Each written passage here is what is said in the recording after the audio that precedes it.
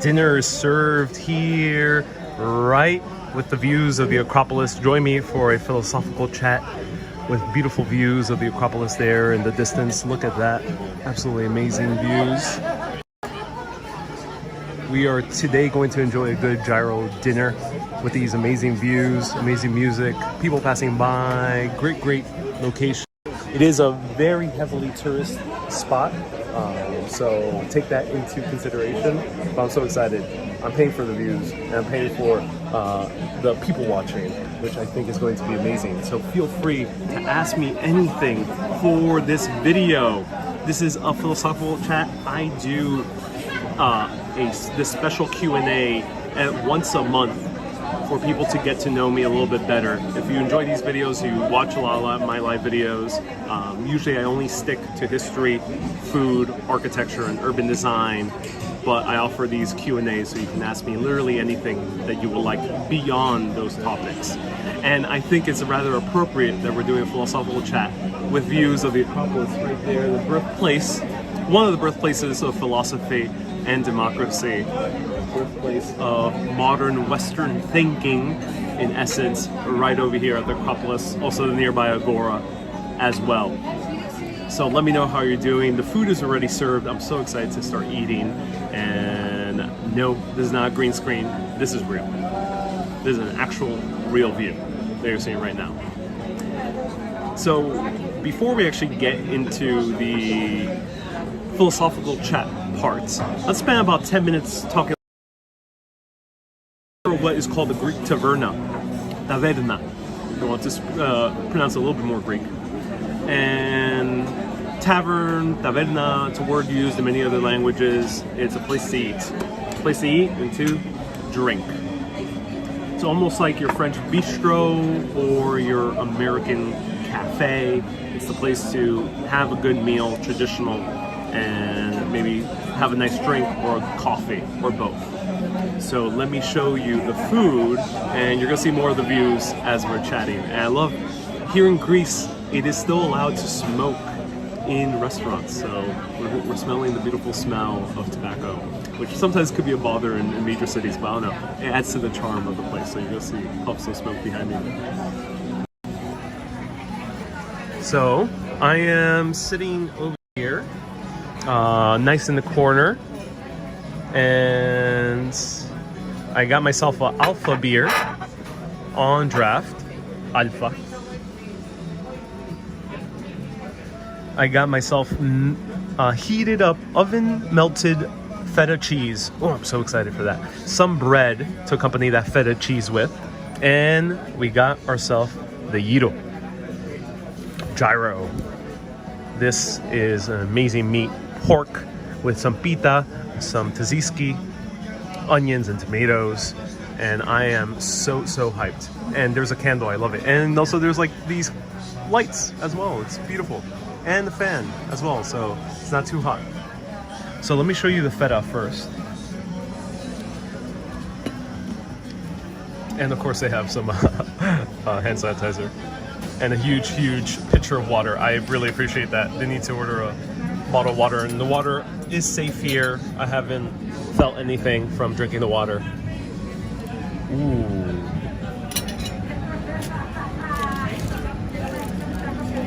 Ooh, with tomato, I love this. So feta is made usually with a combination of goat and sheep cheeses. And it's the traditional cheese in Greece. And I love that a lot of the cheeses here are made with sheep and goat. Also a lot of the dairy products, including yogurt as well. Oh, look at that. It looks amazing. Look how crumbly that is. And the fact that it's heated, it's a little bit melted.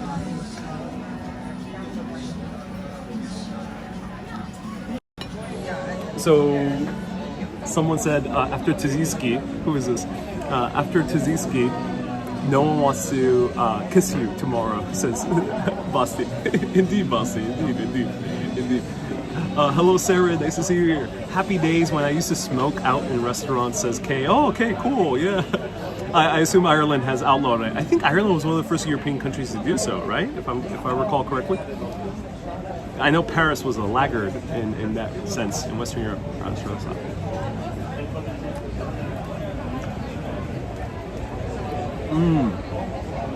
It's so soft. I love that it's heated up, so it's melted. When it's heated up, the feta cheese, it takes on like this kind of smoky flavor to it.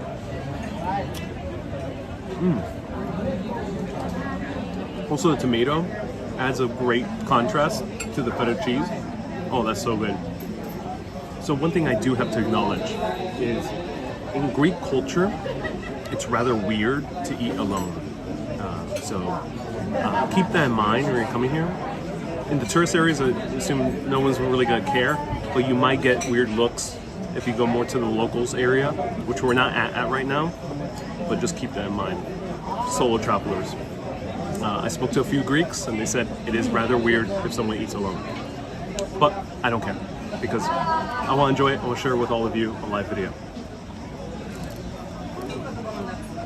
All right, so this feta, absolutely delicious. Wow.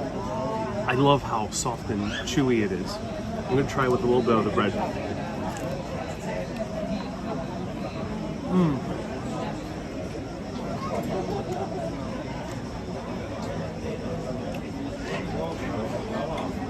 The bread is buttered and toasted as well. Oh, that's so good. That's so good. Now, fair warning, I'm not sure about this place, but I heard sometimes they might charge you for the bread. So just keep that in mind. But it won't be that much. And, you know, who could say no to bread that probably costs you a euro?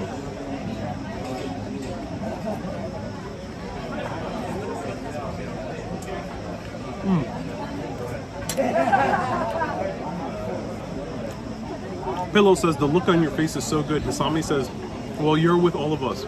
So if it's weird to eat alone in Greece, then it's even weirder to eat alone while talking to a camera. So I am making a sacrifice.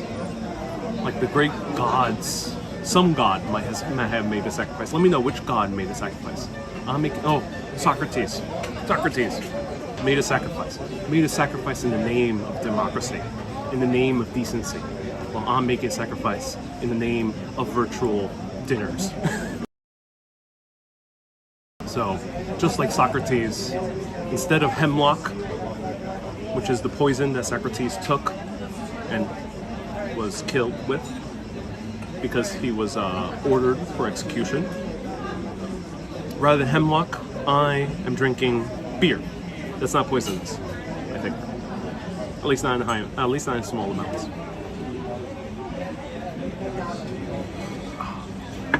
Delicious, very good beer.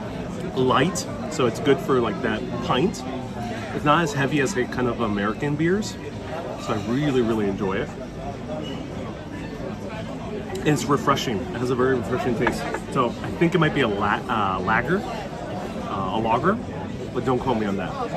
It doesn't taste like an IPA. Some hops, but not too many. It's a Greek brand beer, yeah. Alpha. Okay, so now let's try the Gyro.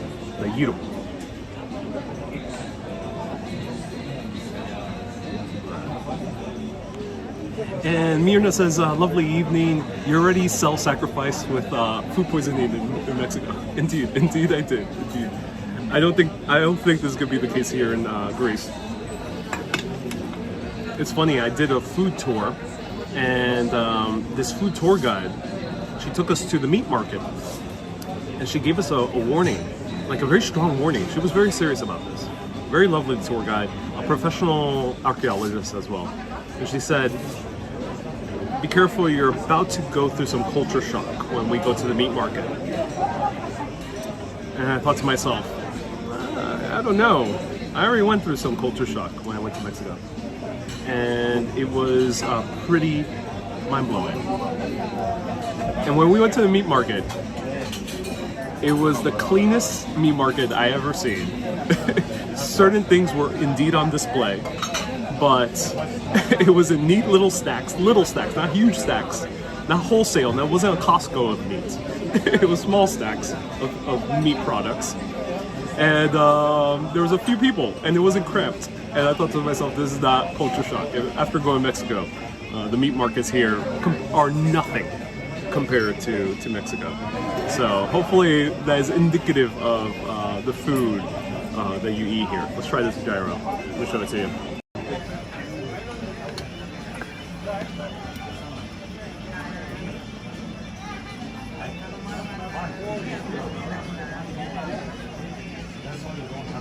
Was it wet market? I'm not sure the difference between wet and dry. Yes, I think it was a wet market. All right. So we have the gyro made out of pork. Look at that. Oh my god. I love that the gyros here in Greece are actually thicker, because gyros in America are very thinly sliced, and they're made with a variety of different meats.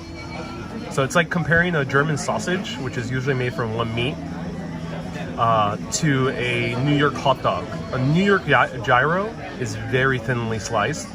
Sometimes it even has turkey. Sometimes it's a mix of chicken, lamb and beef. But this one is like the German sausage. The Greek gyro is very thick. And I've noticed that with the different gyros.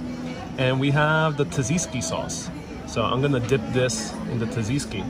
And it's a yogurt-based sauce, either made from sheep yogurt or goat yogurt. I'm not exactly sure which. Probably sheep.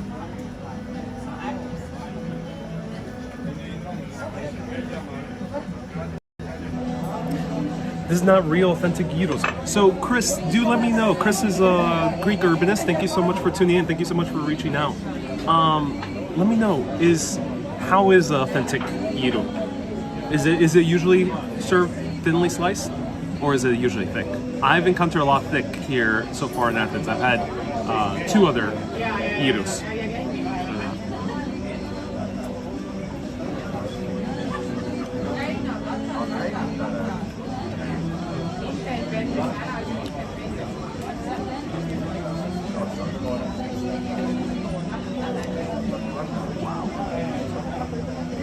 Wow. Oh my god, that's so good. The meat is so tender and juicy. So tender and juicy. Well seasoned. I think it might have a little bit of black pepper in it.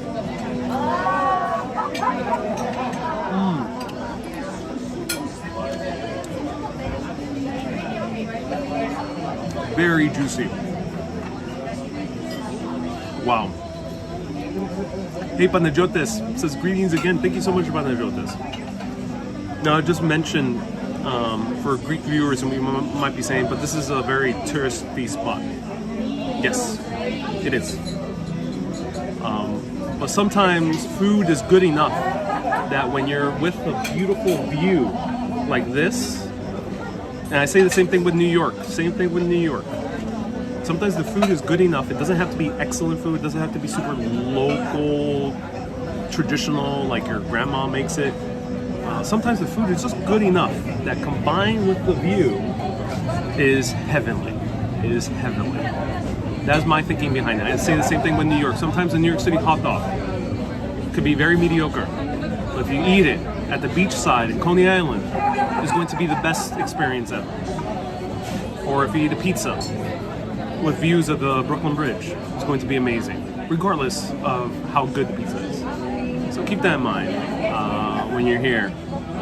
I'm not overselling the food by no means, but to me it tastes good combined with the experience. Sometimes the experience informs the taste as well, in my perspective.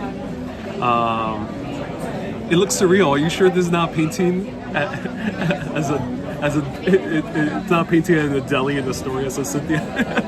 Yeah, this is a Greek diner in New York. They have a very good painting. There's a Greek diner in Astoria, and you know they're very good with the painting. And it's very dynamic. It's a GIF that they made. GIF, graphic image.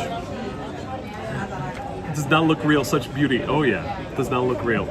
Nice zoom background, says Michael. Yeah. You know, it's a green screen. I'm actually at my Airbnb chilling, but I just decided to put this green screen on. It's nice. It's nice. Look at this.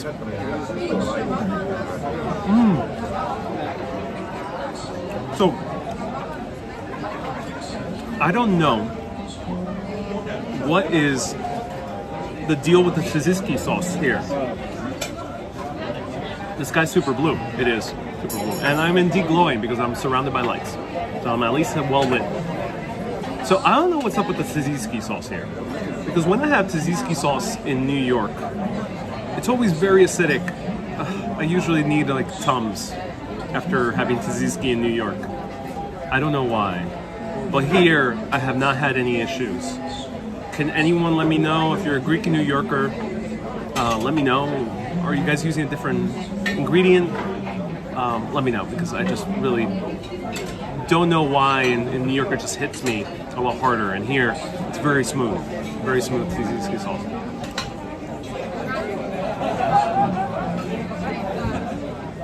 Oh wow, that is delicious. So Stephanie says maybe too much lemon juice. That might be the case. That's actually, maybe the lemon juice is actually from a squeeze bottle rather than from freshly cut lemons. That could be the case. Yeah. It's because the sour cream is so fresh and the yogurt says pillow puff. Okay. Yeah. Yeah, that is also a good assessment. Can't get over the view. I can't either. I'm actually facing away from the view. Sacrificing, just like Socrates sacrificed himself in the name of democracy. I'm sacrificing my view to show all of you. Hyde says it's pronounced Hiro. Hiro. With the H, Hiro. And it's beautiful. Any tours booked?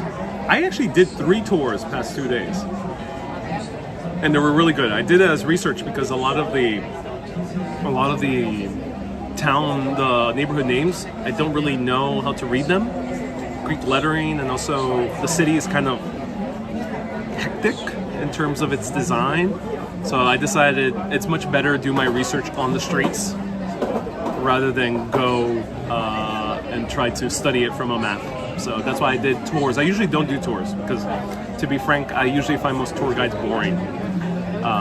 But this time around, I actually have very good tour guides, and I was very, very, very grateful that that was the case. And that's why I learned a lot about Greek culture during these past 3 tours I did.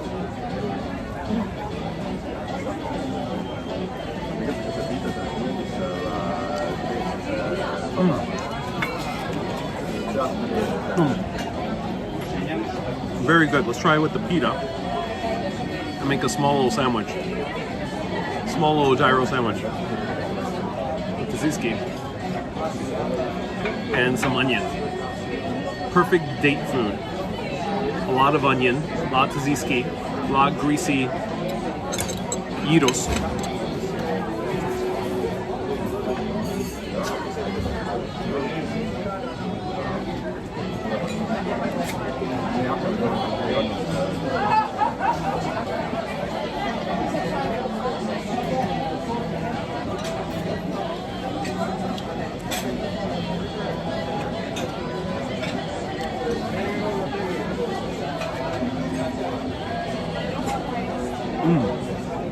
That pita is so soft.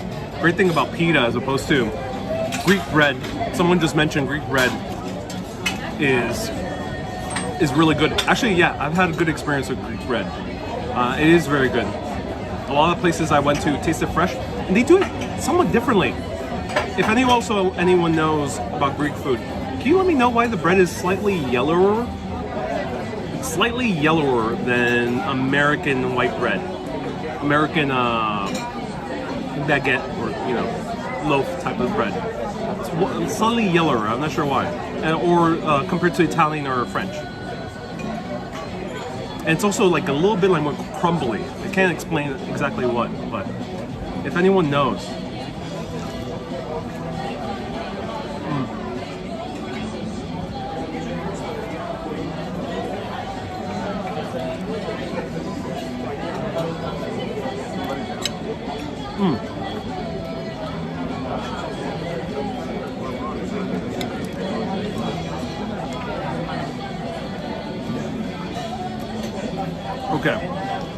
unbleached flour, says Ashley. That might be the case, yeah. Or a different style flour, yeah.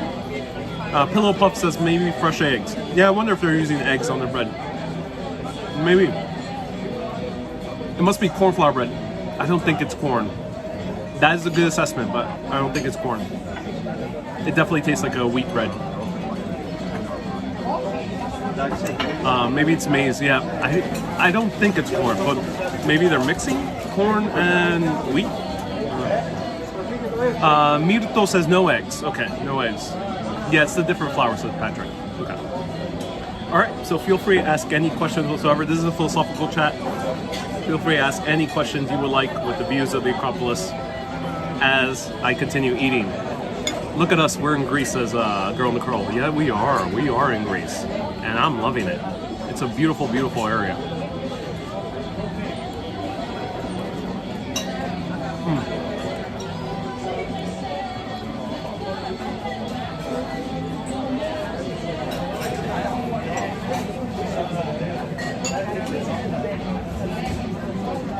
Hey, Laureen, aloha. Glad you were able to tune in from Hawaii. I know it's super early when I go live now on 11 a.m. New York time, 6 p.m. Greek time. It's super early in Hawaii. It's like 4 a.m. maybe. So I'm glad you're able to tune in for these later lives. It must taste better with the excellent view. It really does. So yeah, feel free to ask me anything that you would like aside from history, food, or architecture. I am, for this particular live video that I do once a month, I answer any question within reason.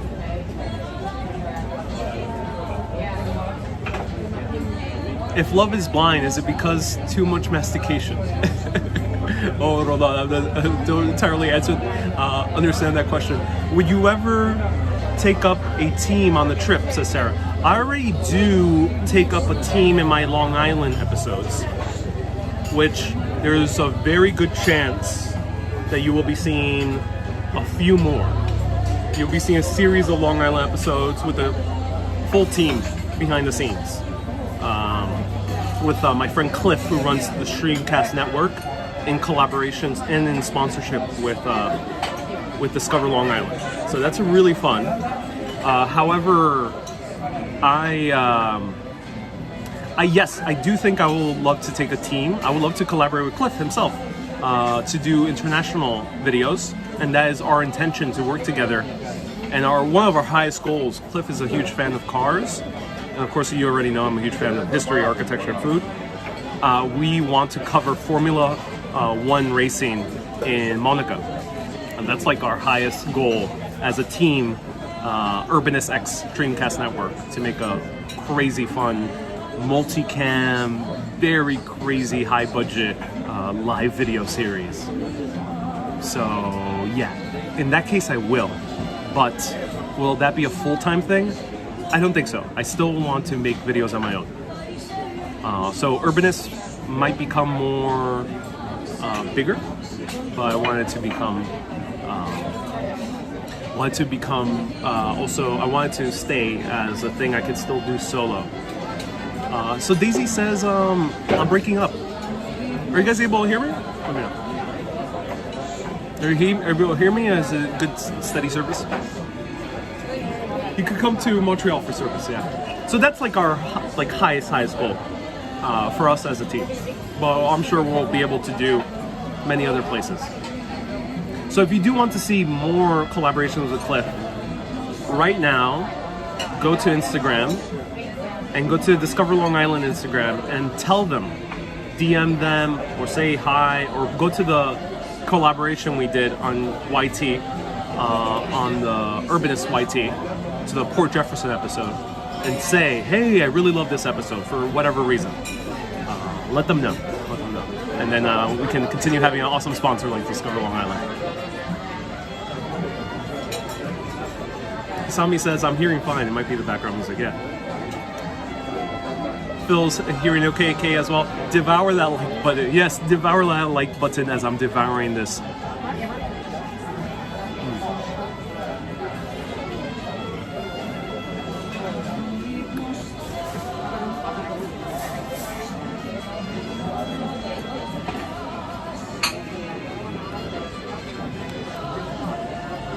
Try Alpha Weiss beer. I am. This is Alpha. Cheers. How do I say cheers in Greek? Let me know. Let me know the pronunciation, because I know the pronunciation is something difficult. Stephanie says, what beliefs from your youth have you debunked? Great question, Stephanie. Great question, Stephanie. Wonder if you're staying in a standard hotel. No, Airbnb, Scott. Great question, Stephanie. What beliefs have I debunked as younger? The belief of whenever I encounter something that is expensive, I used to think, oh, I can't afford that. If it's like a super high-end restaurant, that's like a 11-course meal, oh, I can't afford that. Or if it's like a trip to Monaco or to like Mykonos or something like that, very expensive area, oh, I can't afford that. I used to think that, but I realized that's not a good line of thinking, because you're already admitting to yourself and to the world, you're basically subscribing to the belief that you will never, ever be able to afford that. But I started thinking it differently. I started saying, how can I afford that? Sure, I might not have the money. That's why I didn't go to Mykonos. Mykonos is very expensive. So no, I don't have the funds right now to really have a good stay in Mykonos. But I'm asking myself, how can I afford a great stay in Mykonos? How can I afford a great stay in Mykonos with beautiful waterfront views right in the center of the main town? How can I afford that? And that's the main shift I had as from much younger. So I have no qualms with not being able to go Mykonos this trip. But at least I'm going to Santorini. Because how can I afford Mykonos? Is by maybe covering Santorini, making great live videos in Santorini, maybe showing, maybe the Greek Tourism Board might be interested in the future for sponsoring the trip to Mykonos, or maybe some other great sponsor might be interested, or maybe I, find a piece of content that's really good and leads to great success. That might lead to a trip to Mykonos. So, Mykonos is just an example. There's many other examples, but that's my main belief. What's the brand of your beer? Alpha like the letter, or alpha like an alpha dog, like the guy who built this place, Pericles. Not the library. We're actually right by the Hadrian's Library. It's a little bit further back, and we're right by the oldest train station as well. But this Acropolis, it's built by Pericles. He was quite an alpha in ancient Greece.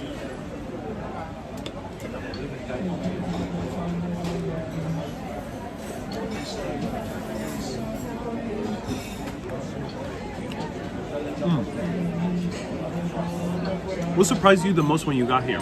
This is Ron. Great question.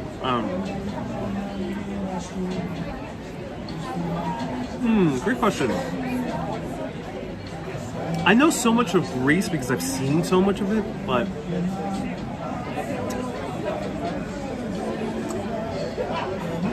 the coffee is really good. It's very simple, but the coffee is really good. To be honest, nothing has surprised me on a deep way because I've seen so much of Greece, and I've grown up so much around Greek culture in Astoria, Queens, which was only 2 neighborhoods down from where I grew up in. And Astoria, I kept hanging out till now. It's still a hangout spot I meet up friends with. So, no, not too much.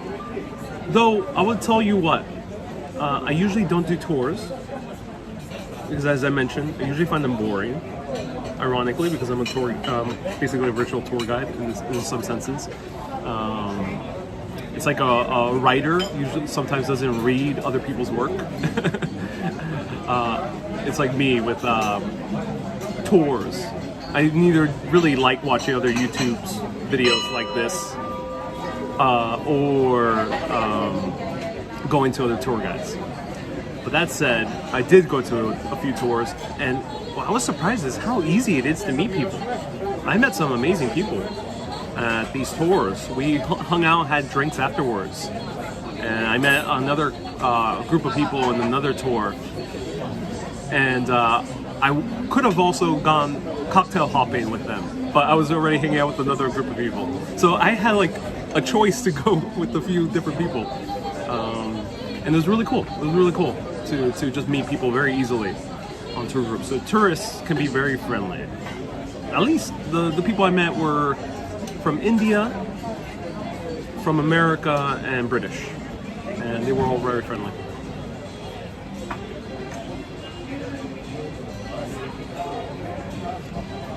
Ronald says, I'm a writer too, and I rarely read other people's works. Yeah.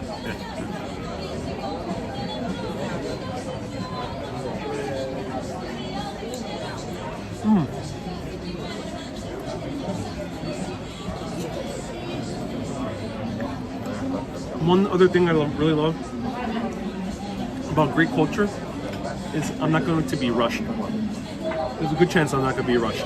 It's not really typical in Greek culture to be rushed at a restaurant. You see that the guy hasn't really come and asked me to order more. It's nice. So Joe says, what would you recommend for a solo traveler? So I can give you a lot of practical advice, but since this is a philosophical chat, I'll tell you a more philosophical answer.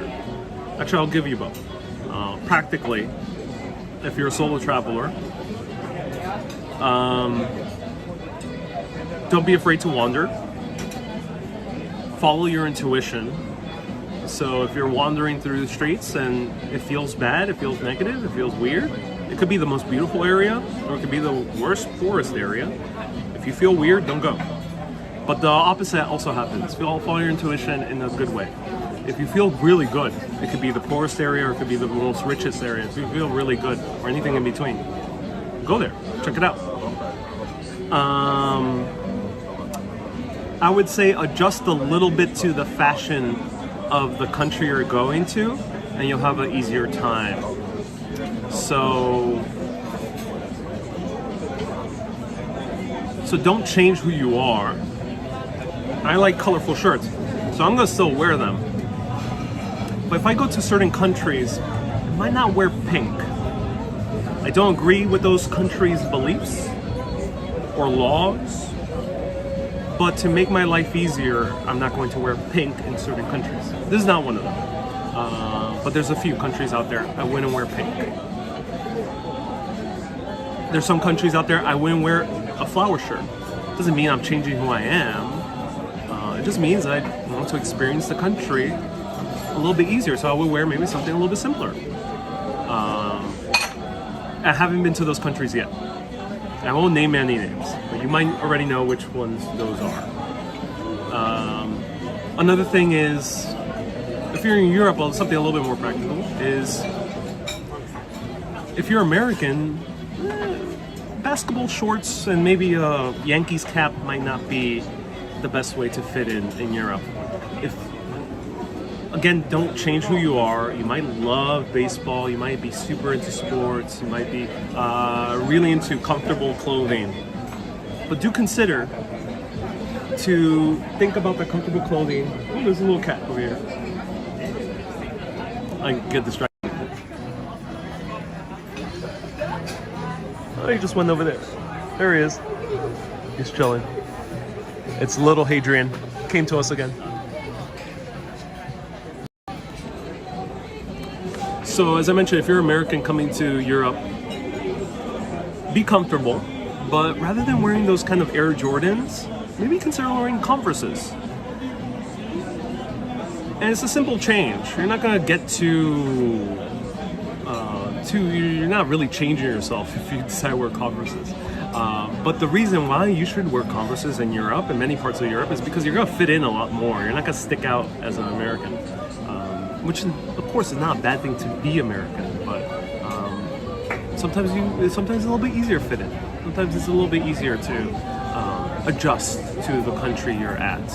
Doesn't mean you're changing yourself. Doesn't mean you are abandoning your home country. Doesn't mean you're insulting any beliefs you might have. No, that's why you're traveling. You're traveling to experience something new. So why not make it easier on yourself to adapt who you already are in a slightly different way according to that country. So think about that. For example, like if I go to a country like Turkmenistan, which I probably won't go because there's no data service most likely there, I wouldn't have a beard. It's illegal to have a beard there. So sometimes you got to do things to go to a place. Are you snobby against Americans? No, not here. I have not encountered that. If here in Greece, if you say a little bit of Greek, it kind of goes a long way. They also take less space in your English. maybe. Is it live music? No, it's recorded music, so I might get demonetized because of it. But I can't beat this view. I had to do it because of the view.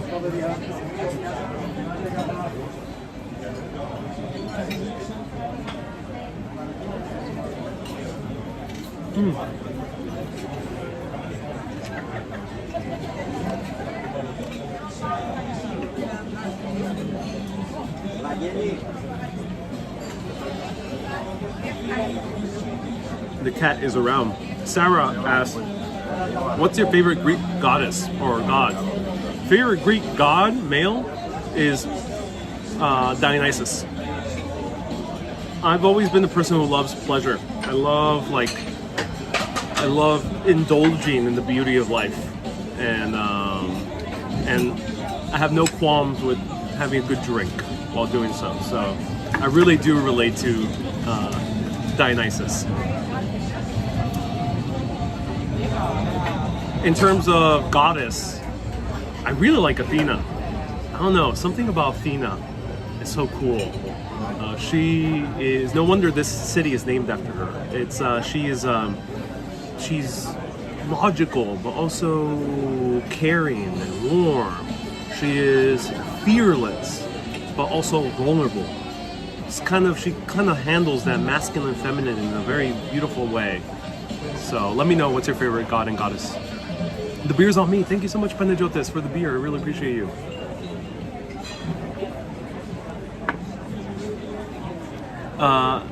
Hecate is a god I hold in high regard, says Justin. Ooh, I haven't heard about him yet. Who is he? What about Diana? I think Diana might be a Roman version of a Greek god. I think so. I don't think the people that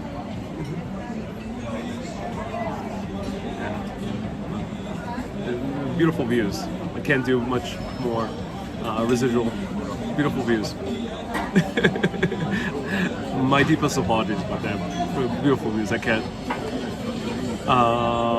Hey, thank you so much for tuning in. Do remind me of your name. The person who has the name written in Greek. Do remind me. Have you found a reliable way to know if people are locals here? I can't really tell. It's a little bit hard.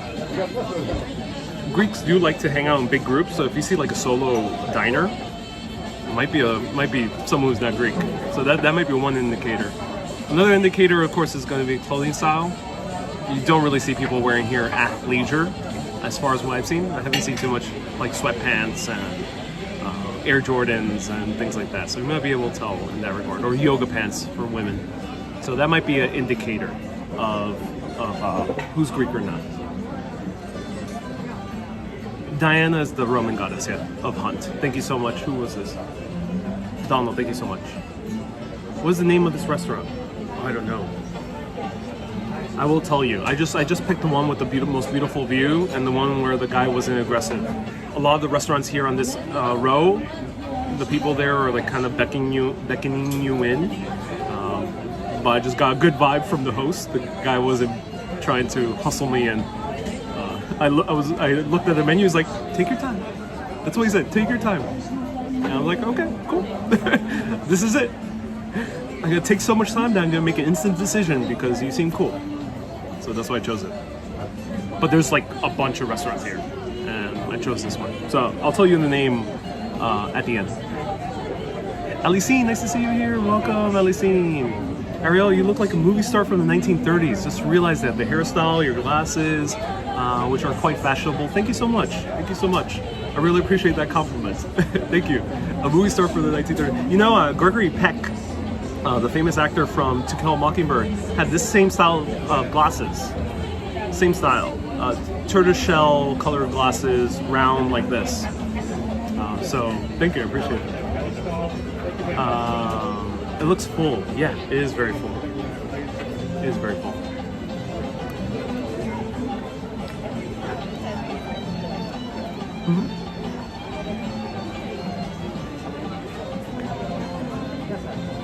Roland says, did Athena try to pay for the check when you dated her? You do not want to try to pay the check when you're dating Athena. She will fight you. Literally. Literally. She will go to war with you. What is the vibe and energy of Greece? It's very vibrant. Very vibrant. Lots of people hanging out. The Greeks are chill. So I don't see that kind of loud New York City atmosphere. New York can get very loud, and clubs and bars can get very loud. Restaurants can also have music that's blasting. But here, I don't see that so much. I see a more kind of relaxed atmosphere, but vibrant. Whatever he's eating, it looks all white. I'm eating gyros. It's brown.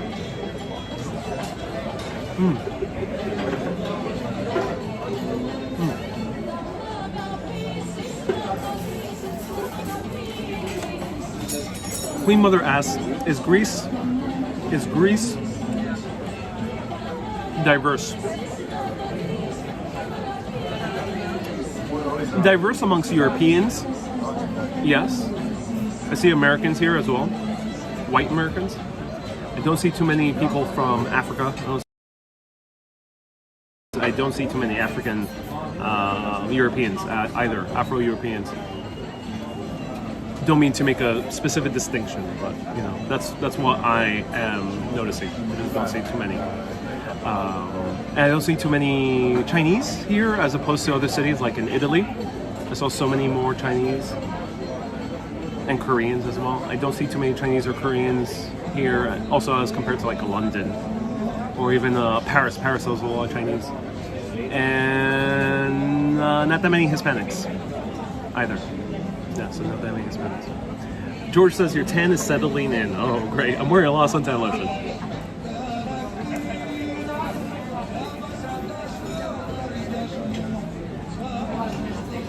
Your skin is looking nice. What do you use on your face, BA? New York water. I use New York water. I brought some with me. Don't tell anyone. I brought some New York water with me. In all seriousness, I don't really use that much. I use sorry about that, the interruption. I use Burt's Bees. Those products are very natural. They don't use synthetic materials that really kind of are heavy on the skin. So I use Burt's Bees, and to me it's the best company. So much so that I can't really look back and go to a regular brand. So I use their products. I use moisturizer, the aloe vera that they have after a long day in the sun. And I use a suntan lotion that's actually one of the best suntan lotions. It's called Sun Bum. And it's very good. Very good. Sun Bum. So highly recommend it. Sun Bum is the only suntan lotion that I put on myself and feel refreshed. Usually suntan lotion feels like heavy and ooh. Sun Bun. I highly recommend it.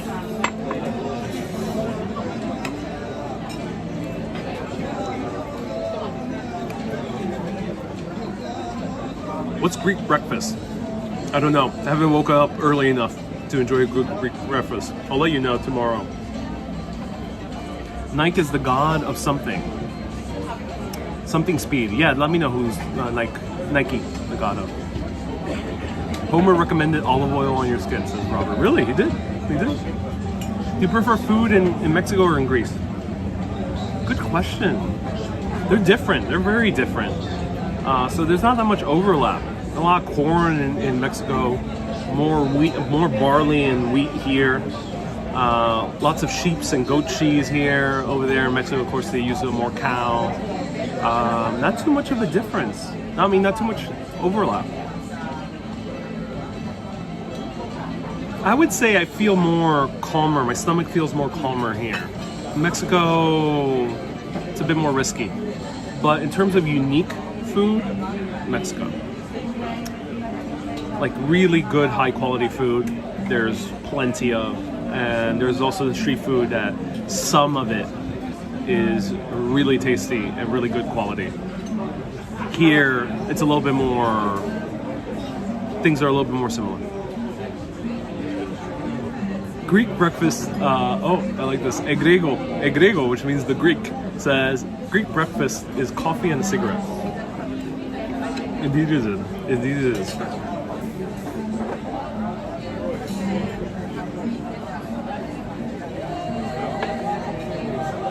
Sparkling water in Greece? Yes. And it's natural sparkling water from Crete, which is really cool.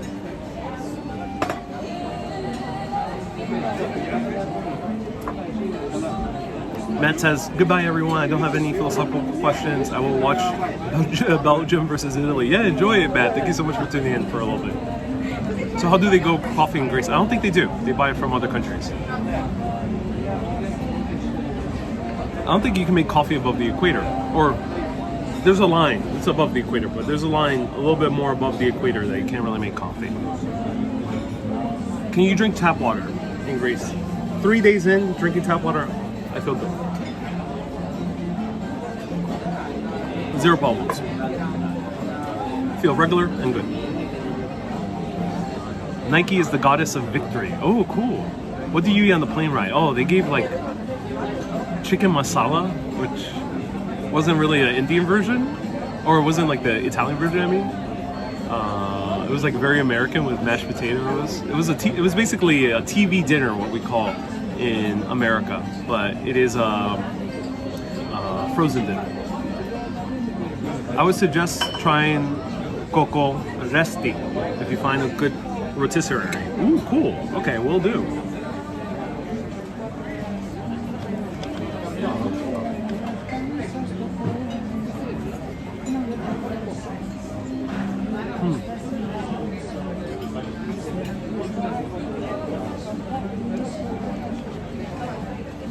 Stephanie asks, am I sailing or flying to Santorini? Flying. A lot faster. Ferry is just way too long. It's like 4 to 6 hours. You can take a fast ferry, but I'm a little bit worried I'm gonna get seasick taking one of those fast ferries, because I heard the seas here in the Aegean could be very rough. So I didn't want to take the risk of feeling seasick and then losing an entire day in Santorini. So I'm gonna take a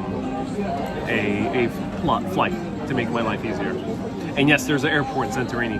A few major islands have airports. The main temple of Acropolis is in the background. Yes, it is. Indeed, it is. Ronald says I have a private jet. Of course, making all that sweet bank from all these amazing live videos I do. Hey Kay says live dangerously, take a ferry. You know, I would if I had more time, but no, I kind of wanted to maximize my time. I love ferries, but I just don't have enough time at the moment. And I'd rather take a flight.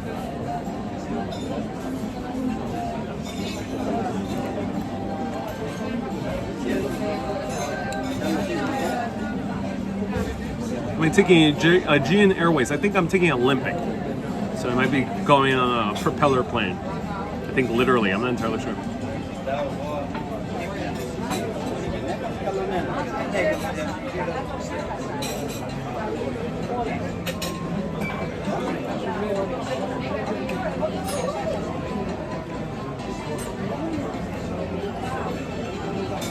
Macaulay's asked, is Pompeii and Santorini? No, Very similar site though.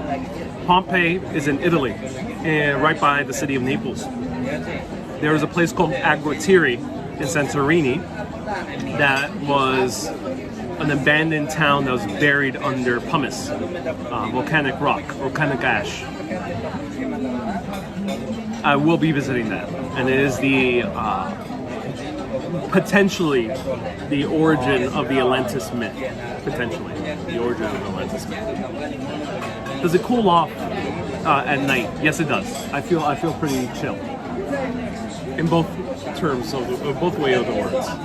So feel free to ask any of your philosophical questions. By philosophical, I mean anything besides history, cities, or architecture. Feel free to ask. The False Man says the Philippines has the most beautiful and exotic women. Oh my God! Good here. Don't forget to have some baklava. Oh yeah, I gotta try some baklava. Will you walk the steps to and from Santorini? I don't know. I don't know. It depends on the weather. I definitely not taking a donkey. That's all I know. Are you having dessert? No, I'm feeling pretty full. I don't think I could fit that much more. Though I might have another beer.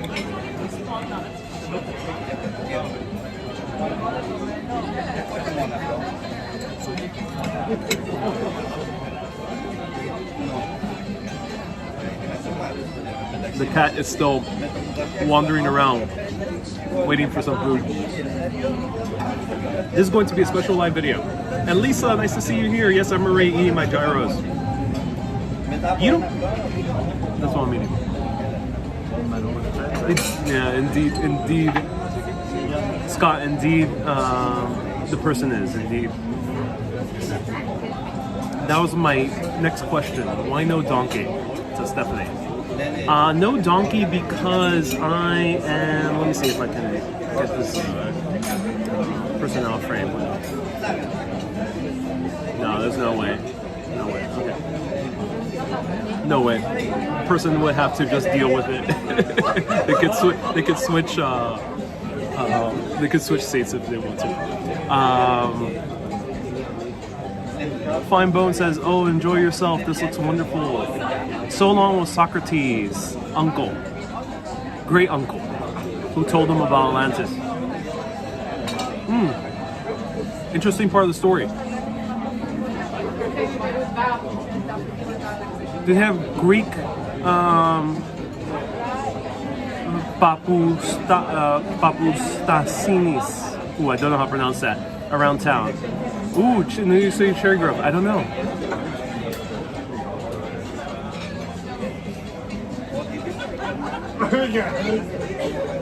Where do you see yourself in 5 years? Says Wendy.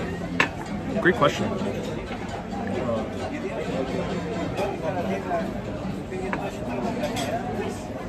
Okay, that might be the case, yes. If you don't know what I am referring to, there's a reason why I'm not repeating the comments. They're referring to... but read the comments if you want to know.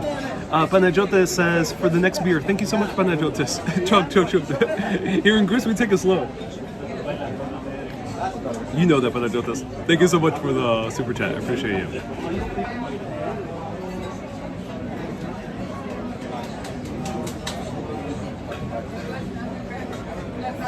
A big star, says Helen. So where do I see myself in 5 years? Oh, great question.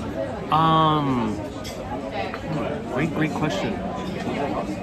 I see myself as a Hollywood filmmaker, director, and writer, making epic sci-fi films. That's where I see myself. I see myself collaborating with Kevin Feige. If you know his name, let us know in the comments. I'll let people say in the comments. I envision myself working with Kevin Feige. And I envision myself making epic Hollywood films. And I envision making a epic documentary series that is either on Netflix or Hulu or some awesome streaming service where a lot of people have access to it internationally.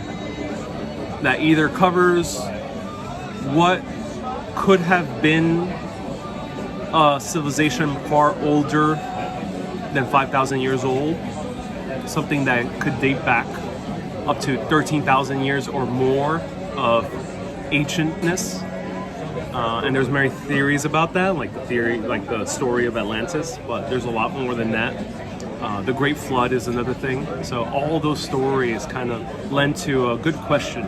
What if there's an ancient civilization much older than ancient Sumeria, which is 5,000, 6,000 years old?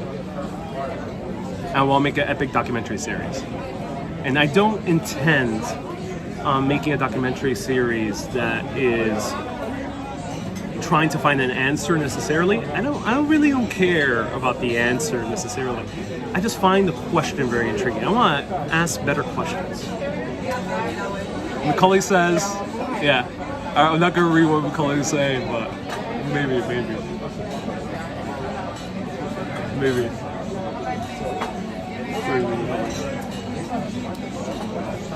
No comment. Kevin Feige is the producer of Marvel Studios. Yes, you know it, Lisa. Greek olive oil soap says NYC Cherry Grove. That was Papoustasis.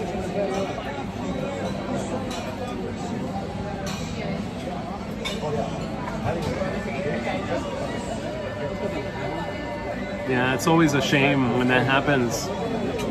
I feel that.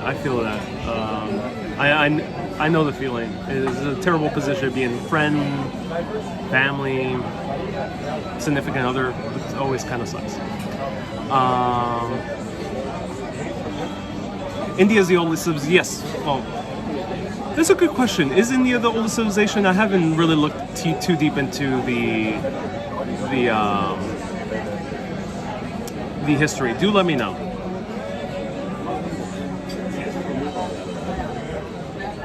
Hi from Mexico. Hey, Hugo. Nice to see you here. Welcome. Welcome.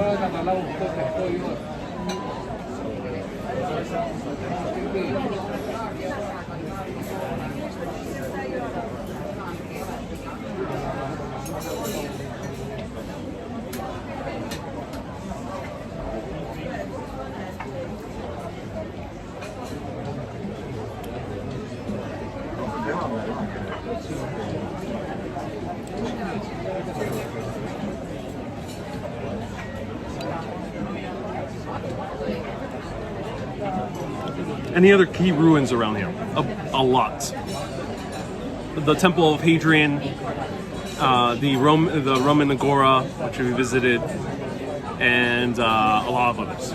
There's this entire area of the city, the Plaka, City, a lot of other areas. Athens used to be a huge city for ancient times. Didn't get as big as ancient Rome, of course, but Rome was the exception. Athens, with more than almost 200,000 people, it was huge. And there were ruins everywhere in this area. Everywhere. Have you tried 5 degrees of Kevin Bacon? Yeah, I have. I think I've only gotten to maybe 3 degrees, maybe? Yeah. Have I gone to 1? No, I don't think so.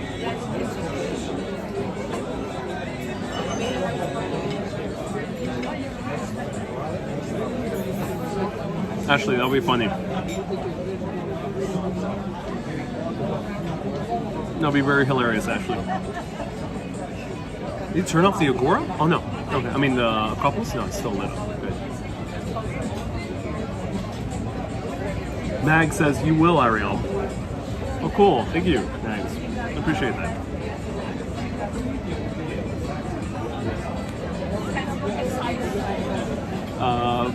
Babu. Indeed. You know, I have a specific stance when I hang out with people. You might notice this from me. I always put my phone away. I don't care who I'm with. Unless if it's something very dire, which I rarely have something very dire. I make my life in a way where I don't really encounter dire things.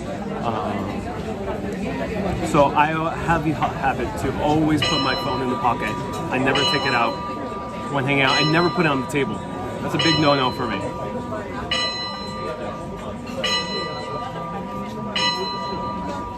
There's a church nearby. It's ringing every hour.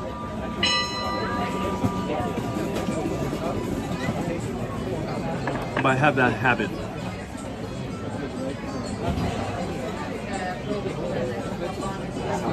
Was that a shooting star? Did we just see a shooting star? Did anyone else see that streak of light? Or was that maybe a light that someone threw?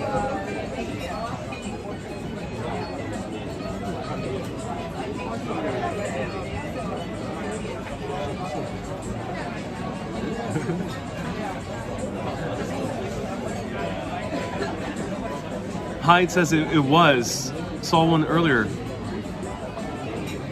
Yeah, was that a shooting star? I wonder.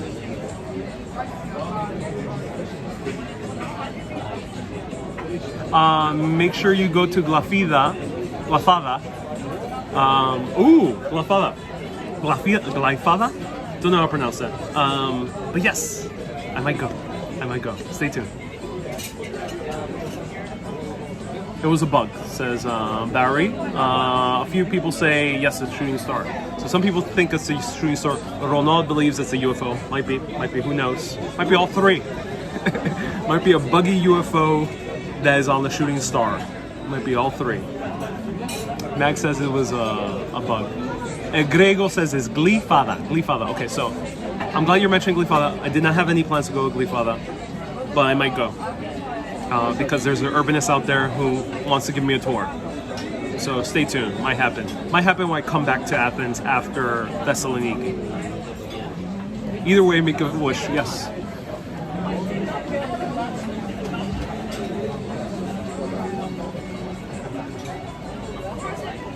Also, all of you, applies to all of you. Make a wish as well.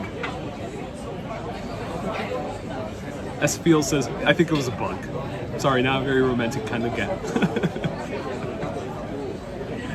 Bugs can be romantic. What are you talking about, Espiel?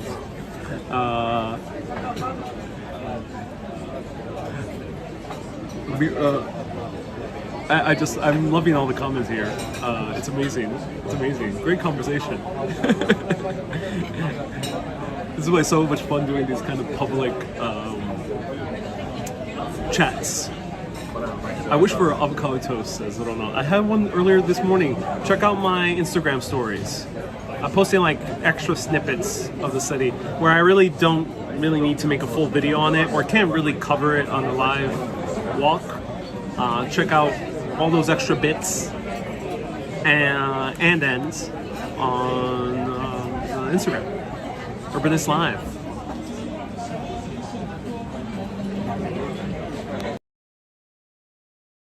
Urbanist Live, there we go. Avocado toast for dinner? Yes? Ooh. I wouldn't argue with that. After careful review, I think it was a bird, says Residual Aftermath. Thank you so much for making a deeper report. I appreciate that. Residual. Yeah, it might have been. Yes, it was a shooting star, says Sharpie. Okay. Maybe there's a beautiful thing called Google, and I think there's like star trackers. Maybe find out. Maybe see if there's any reports of shooting stars in the night sky from the point of view of Greece. How do you make cool pins on the videos live? I've used Prism Live Studio. Right here.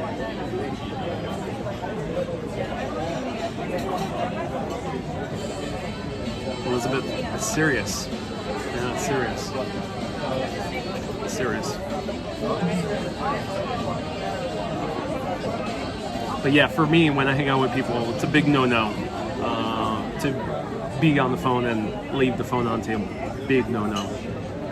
I tell people right away, like, hey, if we're gonna hang out, you gotta put your phone away.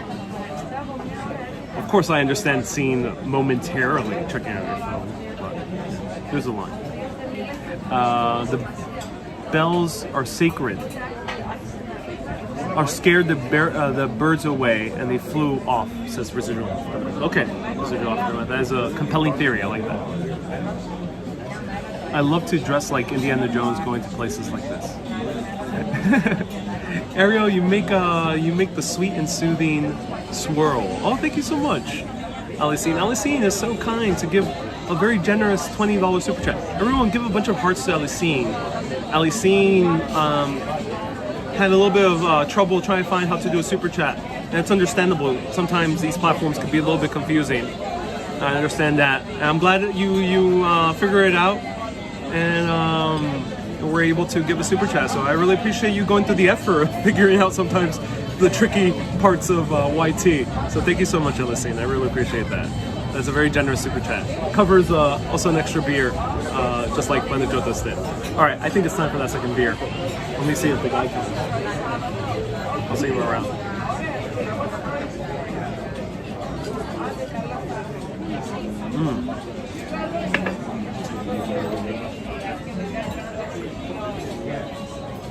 I'll hail him when he comes.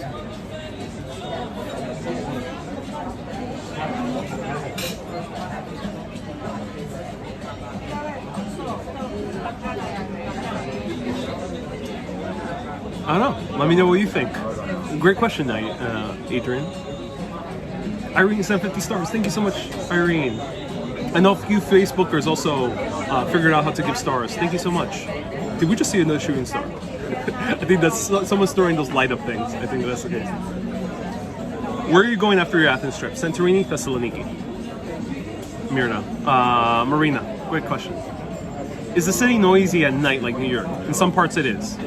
I'm unfortunately staying in the part of a city where it is pretty noisy. But yes, it's pretty noisy. Grab his attention.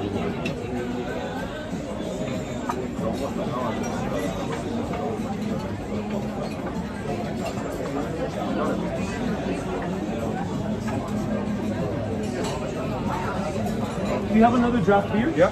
Yeah. Sometimes the waiters have no patience. You just assume another draft beer. Ask them, do you have another? Do you have another type? I try to be more specific. But that alpha one is good, so I don't mind. Say Paracalo Mia Ali Bira. Says hi. What does that mean? It sounds like it means please another beer. Hi, does that what it means? Have you heard a single person say Opa? Yes, and it has been me. I've been the only person to say Opa so far on this trip. I've not heard any Greeks say Opa. I've not heard that, unfortunately. Not yet. Maybe, I'm in the wrong place. This is a super touristy area, so I don't think it's quite the best place to hear Opa. BA, great question. Not very philosophical, but great question, BA. Great question. Have you tried the fiery cheese? I did try the spicy cheese. I think it's from the Greek islands. The spicy feta is very good. It's very good. It's spicy, but more kind of like a acidic way, like a lemony way. You don't really get like, it's not hot like a sriracha or Tabasco or chili, but it's a little bit more of a kind of a kick. Have you had any more albums coming out? Says Milo. I'm glad you asked, Milo. The next album is going to be released. It's going to be released this Tuesday. Sorry, I got a notification that says I'm running out of battery. I got another beer coming. I'm loving these views. I gotta wake up tomorrow, but it's not really that late yet right now. So I could stay for half an hour, maybe a little bit longer. Let me know if you want me to do that for this philosophical chat. Again, this is a once a month special. We'll go back to our original, our regular programming tomorrow on 6 p.m. Greek time. We'll be going to our regular programming. And we'll be at the Acropolis, the actual huge building on top of this hill that's lit up right in my Zoom background. I'll be going there. It won't be a Zoom background that time. So let me know if you want me to stay longer, if you want me to hook up my battery.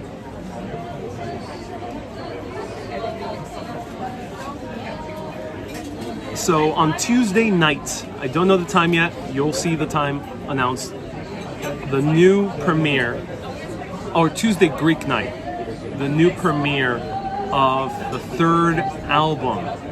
Third official Urbanist album is coming out. Stay tuned for the official announcement of when. It'll be premiered live on FB and YT, and you're gonna get that sweet, sweet third album, and you'll be able to buy it on teespring.com or go to iTunes as well and buy it there. Sfeel says, please stay if you're not too tired. No, I'm not tired at all, actually. I feel pretty refreshed. I woke up at 11 a.m. and I did some work because I also do freelance work, even when I'm traveling. And I did research for the tour. Admittedly, it wasn't super in-depth like I sometimes do, because I really didn't want to go too in-depth in history. I kind of wanted to just more casually explore the city. And B, I had other work to do, so I couldn't quite dedicate that much time to going super in-depth on the history. All right, so the people have voted. We are staying live for a little bit longer. You're king of chat, says. I love it, says Wendy. Oh, thank you so much, Wendy. We're back in lockdown, says Marina. So it's great to see you watch your live stream. Marina, do remind me where you're watching from. Are you in Ireland? This is why I did not want to take the risk of going to another country that isn't like a major, super major tourist destination like Greece that's dependent on tourism. I didn't want to take the risk because places are closing down again. And the UK says it might not open up on July 19th.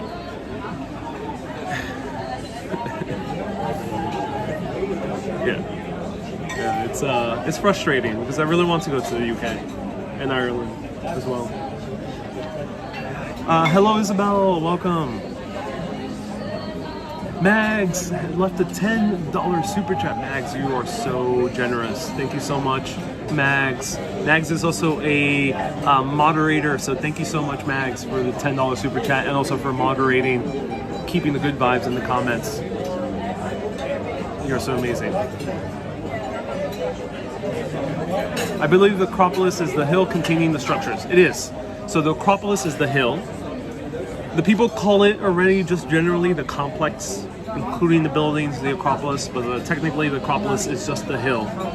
And the buildings on top of it, at least the main building, is called the Parthenon.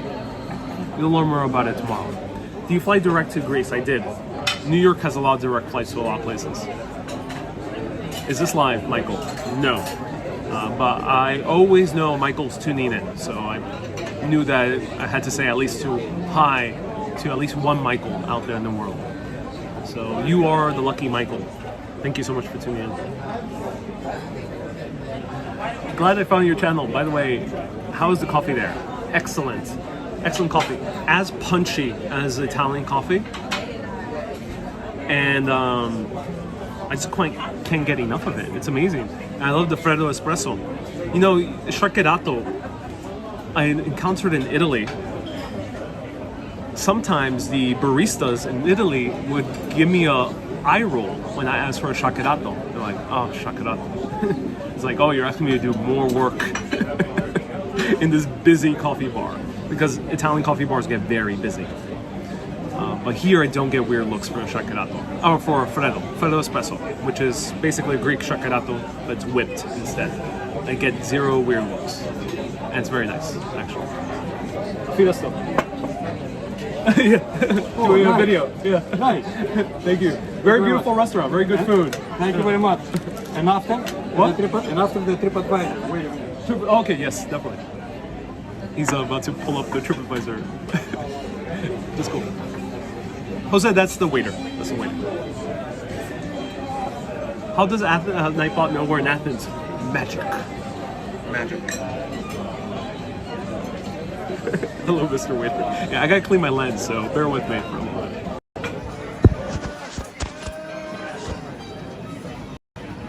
Alright, there we go. Oh, it's bugs. The bugs are being reflected on the light and then they're just going. That's fine. He's asking you to leave a review. He is. I respect the hustle. I respect the hustle. You know, it is a popular touristy restaurant. They want business. They depend on tourism. I doubt that many locals come here, so you gotta respect the hustle. My opinion is the food is indeed very good. The food is indeed very good. They're giving me good service. They're not telling me to shut down the live video, which is very nice of them. I love the location. The location is really unique. So you're about to find out what the name of the place is. If not, I'm going to show you the front at the end of the video. The guy said, very good. I'm going to show you the TripAdvisor. They eat late in Greece, yes. The restaurant is much more full now. Let me show you around. Much more full. So a lot more people here.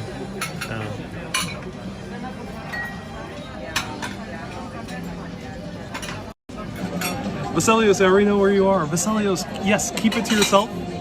I'm glad you know where I am. Keep it to yourself. I'm going to tell everyone where I'm at towards the end. I'm back. We had a power outage in the building. Oh no, Lorraine. I'm glad you got your power back. That's good to hear. That's good to hear. How easy it is to travel back and forth from Italy and Greece? I don't know. Haven't tried traveling between both countries. Traveling to Italy from US is easy. Traveling to Greece from New York is easy. Both have direct flights. To Greece, I think it's only Athens, but to Italy, it has flights to Milan, Rome, and I think Venice. I'm not sure. Have you heard of the composer Yanni? Yes, but the long flowing hair and that mustache. Yes, I've heard of Yanni. I used to have long hair, and some people would compare me to Yanni because he has long black hair. But yeah, I know of Yanni. Is he performing anytime soon?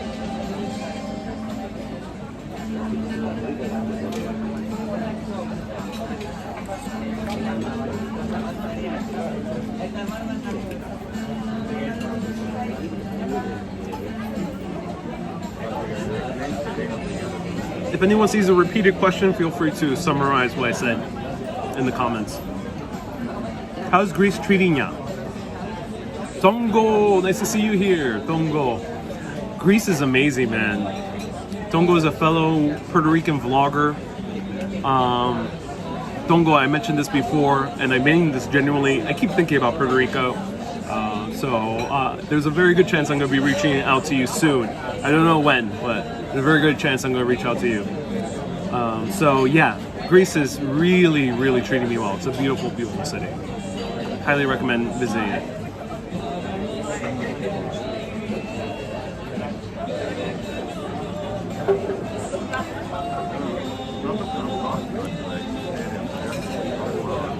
You says, when was your first time in Greece?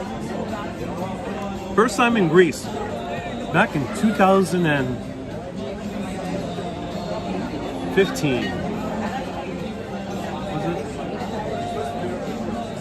it? 2015. 6 years ago. I was a wee little boy. Because I'm 19, of course. I was a wee little boy. And I came over here innocent and in love with coffee.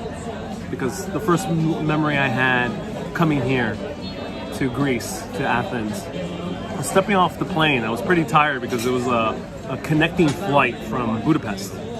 And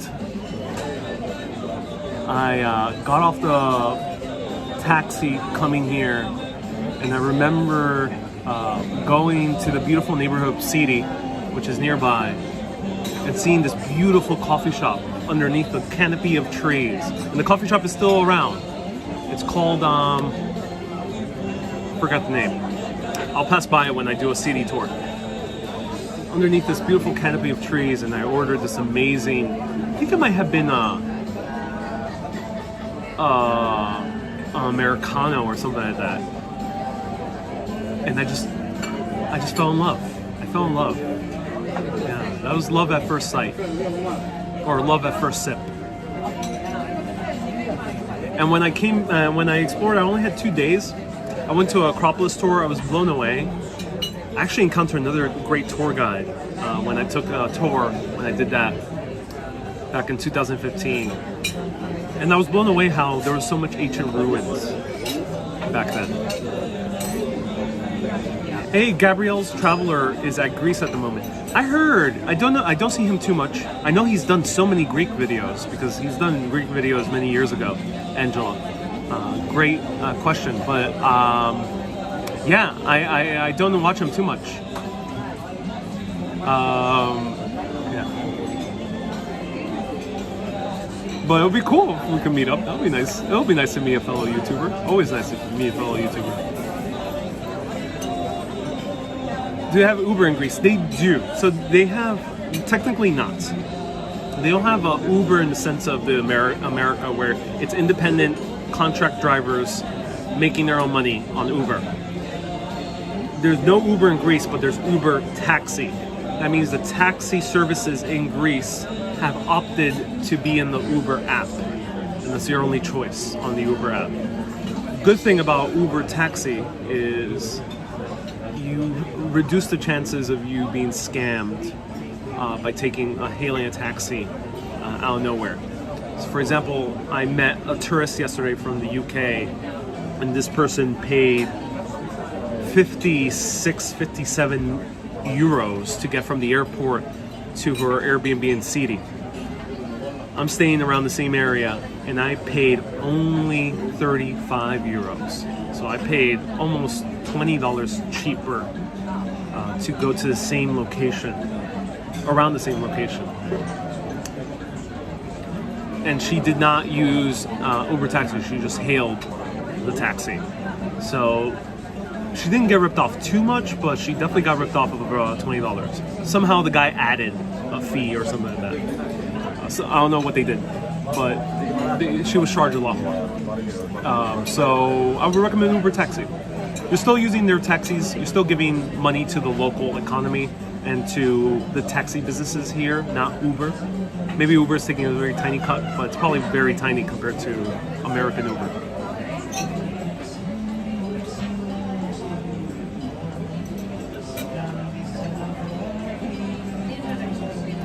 Baggage charge? I don't know what happened there. Isn't there a fixed? So there is no fixed. Unlike Uber in any other country that has Uber Taxi, which means that Uber uses the local taxi services.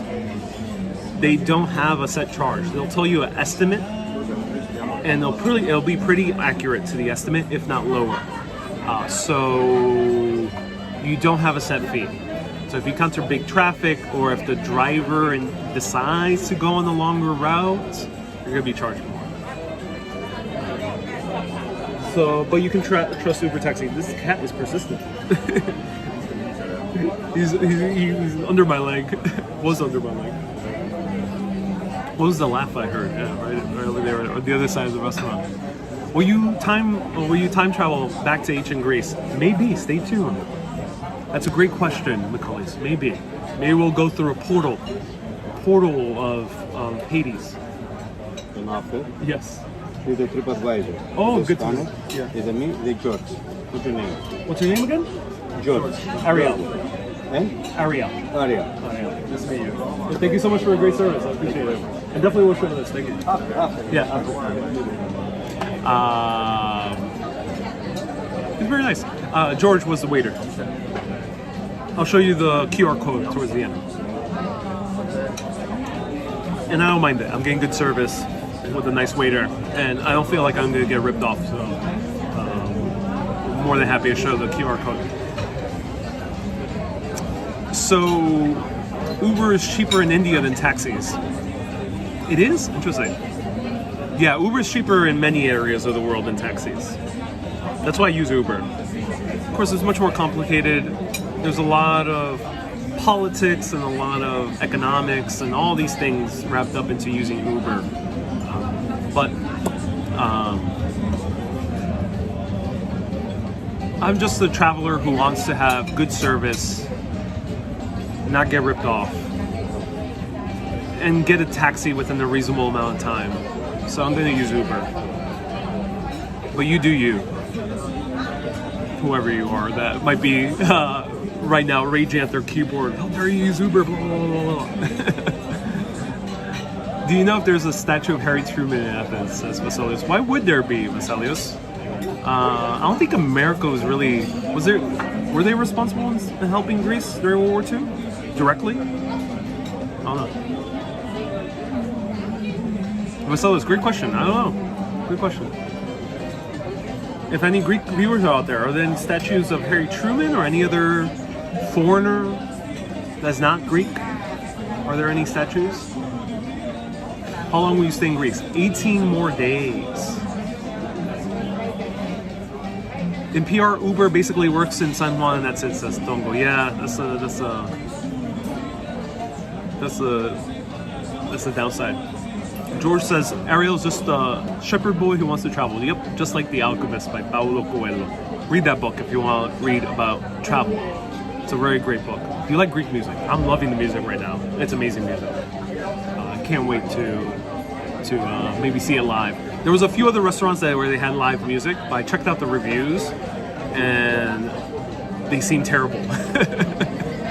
A lot of reports of getting ripped off. So I decided not to go to that restaurant, despite the live music that they had there. Will you consider visiting Samos? I don't have too much time, Angela. Thank you for the recommendation. I don't have too much time. I already basically have planned out what I'm going to do for the rest of the week. And I usually only do one major tourist site per day. And the reason I do that is because A, it's really hot during the day, so it's really hard to do extra live videos. And B, I research. So I don't have really enough capacity to do 2 or 3 live videos a day. And sometimes things are much farther away. Like Samos is about 8 to 11 hours away from Athens. So I don't have the capacity sometimes to do a bunch of different things away. That's why I can't do a lot of things. Like I don't travel. What I'm doing here is work. It might not seem that way because here's a guy chatting to the camera with beautiful views of the Acropolis, drinking some beer. How does this work? Well, it's entertainment. Regardless of if you think if it's entertaining or not. Obviously, some people find it very entertaining. So this is work for me, and I'm not traveling as you would as a tourist, as a young tourist in their 30s would. If I were traveling for pleasure, I might be able to see Athens in like 4 or 5 days, and if I stayed here as long as I am right now, I would be able to do all those day trips and go to Samos and go to Sunio and go to a few of the nearby islands, and I could go to Corfu, I can go to a bunch of different places. But I don't travel that way, and the reason I don't do that is because I like getting to know the place somewhat, so I can give you a good experience of walking around. I can learn the history, I can navigate through the city, I can learn about the food, I can speak with the locals, I can get to know a city to make better live videos. Vloggers have the ability to edit, and that's why they can travel a little bit more faster pace, because they're in essence making a 10 to a 20 minute vlog, and they're able to condense it and edit out the other things. I'm not unable to do that. So that's why I'm traveling in a bit more kind of slower fashion and really only do one major site per day. Will you visit my island Santorini? Yes, Evangeline. I am going to Santorini. If you have any recommendations, please let me know.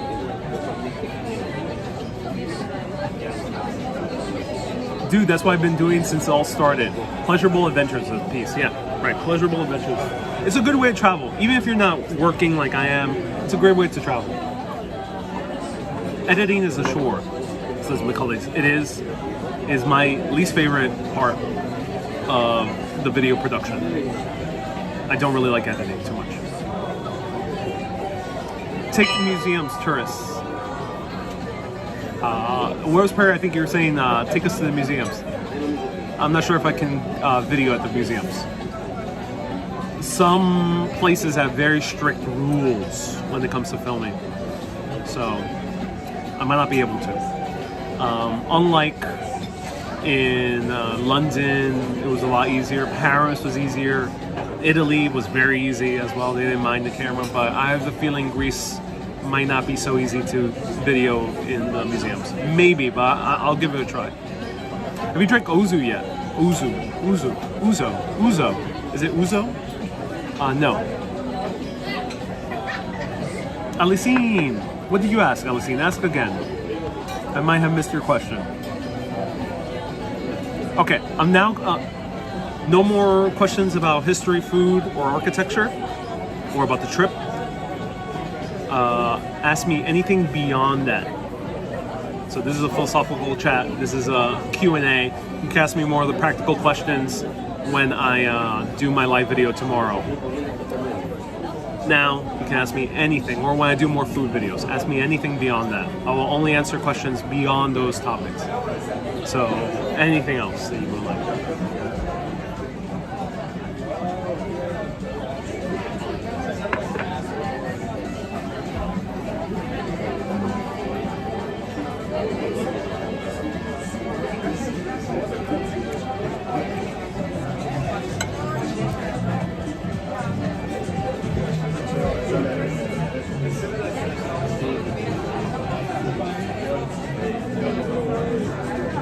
Okay, one more. I just gotta acknowledge this question. This not question, this observation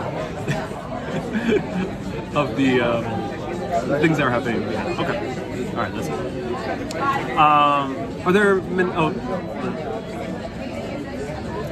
do you believe in reincarnation? Asked Angela. Ooh, great question. I do believe in reincarnation. I think it's rather absurd to think reincarnation doesn't exist. And the reason I think that is... Alicine says he just said no. I keep asking Ariel, have you tried ouzo yet? Ouzo. I might be mispronouncing. Ouzo. Alicine, no, I have not tried ouzo. But Alicine, because you gave a $20 super chat, I'll try ouzo. I'll try ouzo for you. Okay, now let's go back to the philosophical questions. It's so beautiful there. No, it is, Nina. So how am I feeling? I'm feeling very good. I'm feeling very relaxed. I love this area. To be honest, I'm doing a freelance gig where I'm editing, and that's the only part of my day where I am dreading. I don't really like editing videos, and I think I've come to the conclusion right now in my career where I've decided I'm no longer really going to accept editing jobs. I'm not going to accept any more editing jobs because I just don't like editing. Like I like maybe directing the edit, but me doing the edit myself is not my forte. I like being on camera. I like directing. I don't like editing. So that's how I'm feeling. So I think this will be my final editing job. Editing, video editing. That's what I'm referring to. Is it Mark? Ask any philosophical questions. Practical questions, you can look back to this video or ask me tomorrow. Kay says you should get someone to edit for you. I think I should. I think I might do that. Mark says, how's the weather? Look back. Help me out, Ariel. My kids don't understand why I'm sponsoring these live walking videos. Please help me with a simple explanation. Will do, Carmen. I'll give a very simple explanation. The reason I make these walking videos is because, yes, the majority of people out there in the world can easily walk these areas, can easily explore all these places themselves. And what they need to learn about Greece is maybe a documentary if they're into history, or food, just watch an Anthony Bourdain episode, Or they can watch a vlog. Mark Weens for food, Mikey Chen for food. They can watch Brett Conti does great vlogs about visiting Greece. They could do all that. You can do that. I get it. I'm not targeting those people. Maybe some of you do overlap with that. But I make live videos for the people who want the sheer pleasure of watching a virtual vicarious experience. They want to feel like they're there for whatever reason. The reason might be that you can't visit the place for whatever myriad of reasons. The reasons might be mobility issues. Some places are not so accessible. You can't really go on a wheelchair, or if you have trouble walking, you can't really walk. Cliff says Aiden's focusing more on editing. Cliff? Oh, interesting. Cliff, reach out to me. Let me know Aiden's email. Maybe he'll be interested. Maybe I'll reach out to him on Facebook. Cliff, let me know. Cliff is coming to the rescue with potentially someone I can hire as an assistant editor. Mobility issues. Some places are not accessible. New York, some places is accessible. Many places in New York are accessible. Washington, D.C., same thing. Here in Greece, not so much. If I were to be 100% honest with you, Greece is very hard for people with mobility issues, from what I've seen. Like uneven streets, the archaeological sites are not really that accessible. You only see maybe the bottom of the Acropolis. So I make videos for those people. I make videos for the people who can't travel for any maybe financial reasons, or some other obligation, family obligations, work obligations, or distant constraints. I have people watching me from Hawaii, like Lorraine, or I have people watching me from Pakistan, like Tuba, and many other people watching me from India, or watching me from, I have a few people watching me from Azerbaijan. Those places are hard to visit. These places, Greece, is such a pain to get here from Azerbaijan or from Pakistan. It's a pain. You got to take a few legs of the trip. You're going to spend a whole lot of money. So these live videos are accessible to them. So sure, maybe some people, I hope, if they really want to travel, can get here from those far-reached places. Or when they have financial constraints, maybe those financial constraints will be less and they can afford to come here. I do hope that they can. But in the meanwhile, I offer these live videos so they can enjoy. Marina says that's so disgusting, that's so hard for places to provide access. Yeah, you know, places could do better, but sometimes there are certain constraints just within the terrain. Just within the terrain and the makeup of the city, there's sometimes just legit constraints. Like it's hard to kind of Greek island hop if you have mobility issues. Not impossible by no means, but it is a bit more difficult. So, or it's difficult to maybe hike up a mountain, which I really haven't done too much on live video. And then the third type of person is some people just don't want to go out, and no judgments. Some people just don't feel that comfortable going out themselves. They don't want to, for whatever reason, no judgments here, they just don't want to make the trip themselves to Greece. They don't really care to spend those $1,000 to get to London, or to go take a train ride over to Washington, D.C. They just don't want to. Or if they're based in New York, someone's watching me from New York, they don't really want to take the train themselves to get to Astoria or to Bushwick. So they just watch my videos because this is easier. And I'm very much of the philosophy of path of least resistance. Take the path of least resistance. Don't make your life hard or difficult. Don't shame yourself if you don't like going out. Or don't shame yourself if it's difficult to go out for whatever reason. Don't shame yourself. If it's easier to watch a live video, then I'm here, making it live. That's it. So some people see the value of becoming a supporter for $5 a month, because to them $5 is way cheaper than spending $1,000 to go to Greece and experience a full vacation in Greece. So that's why I go live. I think that's a worthy question to answer as many times as possible, because I get that question sometimes a lot, like, yeah, but you're just a guy walking around. Can't anyone walk around? Well, no. You know, I did a live video in Astoria, Queens, in New York City. And I was walking around Astoria, and I was walking in the area of Astoria where I did not think that would be interesting. It was in where the Best Buy is, if you know about Astoria. It's not really that interesting. I thought it wasn't really that interesting. But as I was walking right by the Best Buy in a parking lot,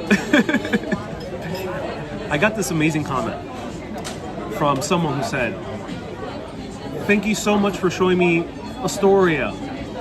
I really do miss it." And I found that weird. I was like, oh, I didn't find it weird. I found it curious. I was like, oh wow, they're probably watching from some far away. Maybe this person was from Astoria and they moved to California or Florida, or maybe they're in a different country. Maybe they moved back to Greece.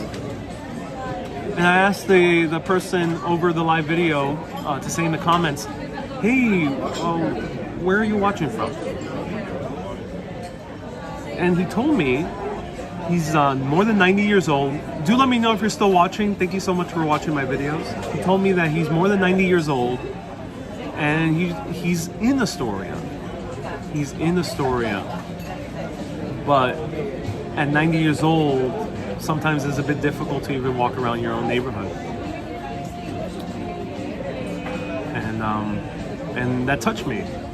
That made me feel like, oh wow, you know, even someone from that nearby area can deeply enjoy a video of me just walking around by a parking lot right by Best Buy. It's beautiful. It's beautiful. So that's why I keep making live videos, by all means. You know, no matter how people say it's boring or uninteresting or indulging because it's so long, no matter. None of those negative comments can compare to that one comment. I've gotten many others like that. So yeah.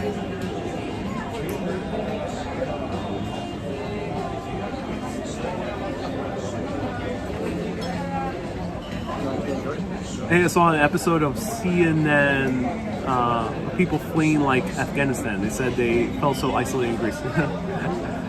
Oh, that's a good question. I don't know. Yeah, sometimes places are not so. Sometimes places are not so. You know, the beautiful thing about cities is that they're really engaging. There's a lot of stuff going on, and because there's so much stuff going on, that's why people flock to cities. Some people are really born, really love, or they're in a point in their lives where rural living is the best, or suburban living is the best. That's awesome. That's awesome if you're in that point of your life. But there's a huge subset of people out there in the world, and it's very big. It's much bigger than the rural or the suburban people. Because it's within us, deep in human nature, to enjoy the company of strangers. Solitude is a beautiful thing. But deep inside of us, as animals upon this earth, we are social. We're social animals. It makes us different from the majority of animals out there in the world. For example, there's only a few of them. Bonobos are one of the few other animals who are social animals. Very few out there in the world. Whales are another one. But we are social animals. A baby could die if it doesn't receive human touch. It will die before it even starves to death or runs out of water. It will die if it doesn't have human touch. A baby needs human touch. It needs someone. And if it doesn't have anyone, it will perish. Same thing with us as human beings. We need people. A very small, tiny percentage of the world are hermits. Very tiny percentage. But it's not that many. The majority, grand majority of people need that human communication, need that connection. Even if you're a shy person, an introvert. That's why there's countless introverts even in cities. Because it helps people just be around others is just good enough. Connecting with others, chatting, even saying hello to your barista. S-Fields, that is a very dangerous thing, S-Fields. S-Fields, I would never attempt that ever in any country, and certain countries worse than others, S-Fields. Let me highlight what S-Fields said. Never, speaking as a man, never do that. You can protect someone if someone's being harmed violently or physically, but don't cross that line ever. That's feelings. Trust me, that could run you into big issues. So yeah.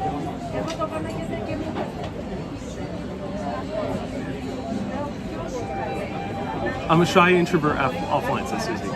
Yeah, it's okay, but yeah, that's awesome. I assume that's why people love cities. It's no coincidence. There's no coincidence that right now it's about 50% of people, a little around there, between 30 and 50%. Or actually, I think it tipped over. So I think more people are now living in cities than they are in rural or suburban areas. And you might say it's because of necessity. You might say it's because someone really needs it because they have to make a living. Right, okay. But why do they keep living there after making a living? It's because cities are amazing.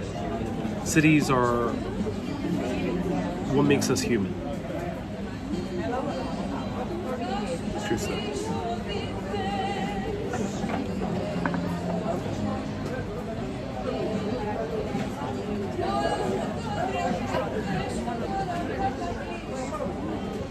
Ariel, you provide so much good content over the last year for us. You inspired me, us and my wife to come to New York City early in September. We've never been. Thank you for the inspiration, says McCully's. McCully's, I'm so glad to hear that. That's so awesome that you're visiting New York. That's so cool. I hope you get to see all the Hamilton sites and see Hamilton maybe on Broadway. I hope that's the case.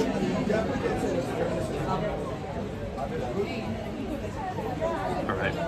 Finally, the couple behind left. Yeah, it's tough. It's tough. It's tough. It's tough to be in that position where someone's not really paying attention to you.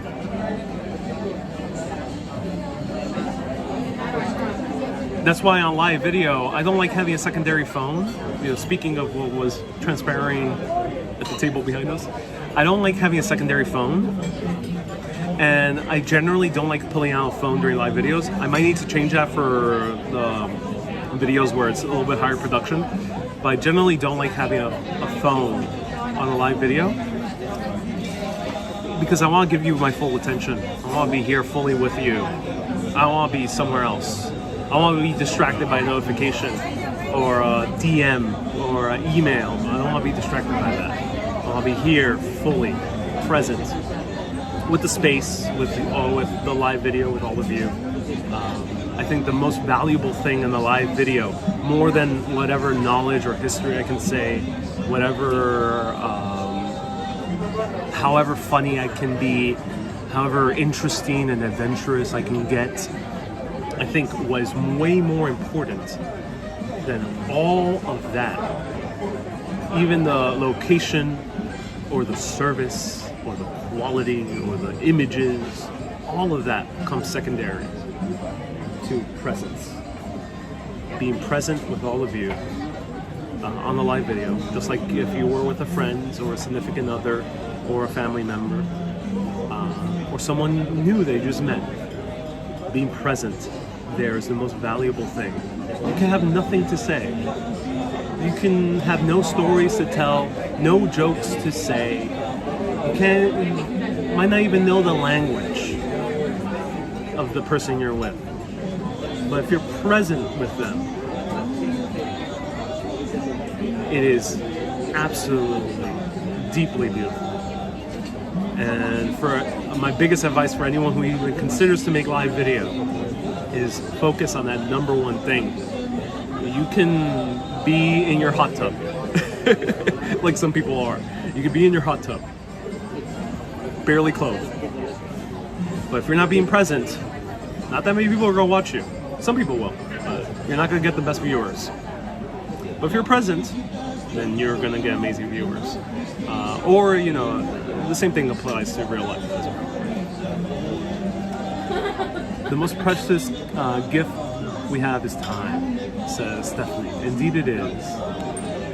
Lisa says, you got a big heart. Wonderful, says Lisa. Cheers to that, Lisa. Views of the Acropolis. I think doing live video makes you very happy. It makes us viewers happy. I love doing live video. Yeah, I fell in love with it. I absolutely. It's immense pleasure to do live video for me.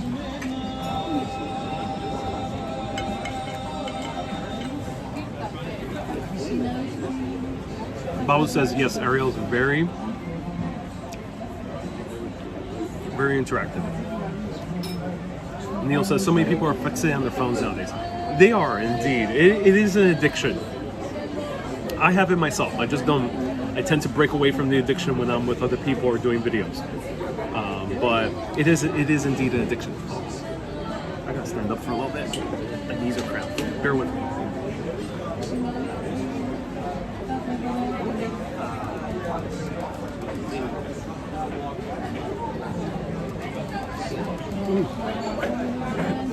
Don't sit for too long, ladies and gentlemen. How did it feel to be featured on the Times? Dongo, I did not get featured on the New York Times. I wish soon I will. That'd be really awesome. But no, I did not get featured on the New York Times. I got featured on the New York Post. It's the oldest newspaper in New York City, but not as kind of well regarded as the New York Times, or well known globally as the New York Times. So no, I didn't get featured in the New York Times. But I love being featured on the New York Post. It's so cool. It's such a New York newspaper. It has a long history in New York, and it was amazing. The seller says, Ariel, you're supposed to stay so long in the Greek restaurant. Marcelo, you mean I am supposed to stay so long in the Greek restaurant? Yeah, I think so, yeah.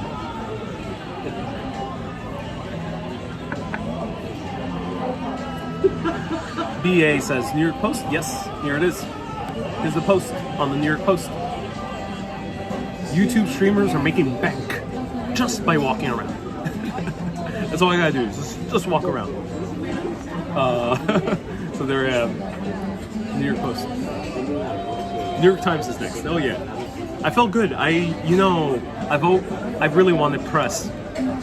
As someone who's making videos is a career, and yes, this is a career, this is a job, that job happens to be entertainment. I've always wanted press to spread the word and to, work with awesome clients, sponsors. I don't get sponsored too much because I don't really like getting sponsored by people I don't believe in or companies I don't believe in. But if it's a destination I really want to cover or show all of you, if it's a company that really fits in the context of the video or somehow adds to the pleasure of the live video, then I like working with those type of companies. And press helps to do that with Urbanist. So yeah, I'm so glad I got press. It's been 5 years. I've only got press on Untapped New York, which I'm so grateful. But I'm glad I got press that is more like a little bit more mainstream. beyond the kind of press on about either New York specifically or about live video or making content.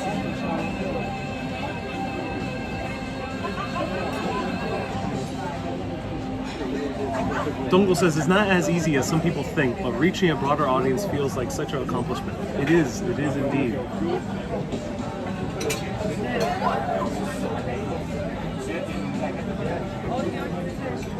And I love walking around. I don't think I have the discipline to live stream though. This is why I like watching you, says BA. Oh, so glad, BA.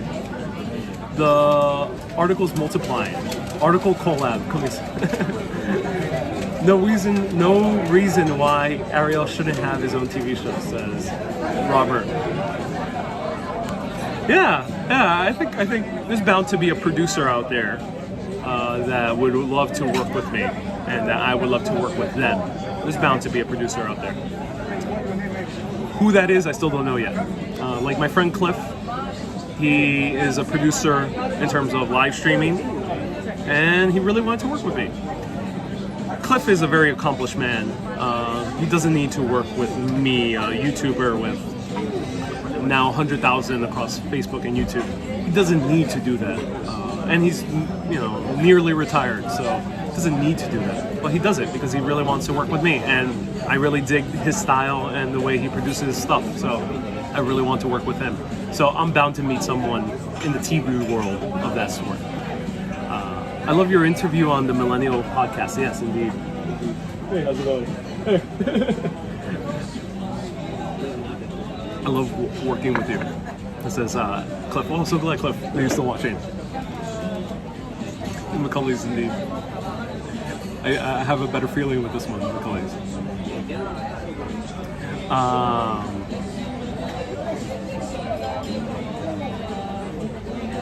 As long as you can still interact with us and not abandon us. Isabel, so I intend on making live videos solo, regardless of how big productions can get, cool sponsors we might work with. I still want to still make live videos solo too, beyond that. So I did there's a meditation that you can do if you really want to figure out your life purpose. There's a meditation where you visualize yourself waking up 10 years from now, and you have as much money as you would like. You have as much money as you would like. And you have as much resources as you would like.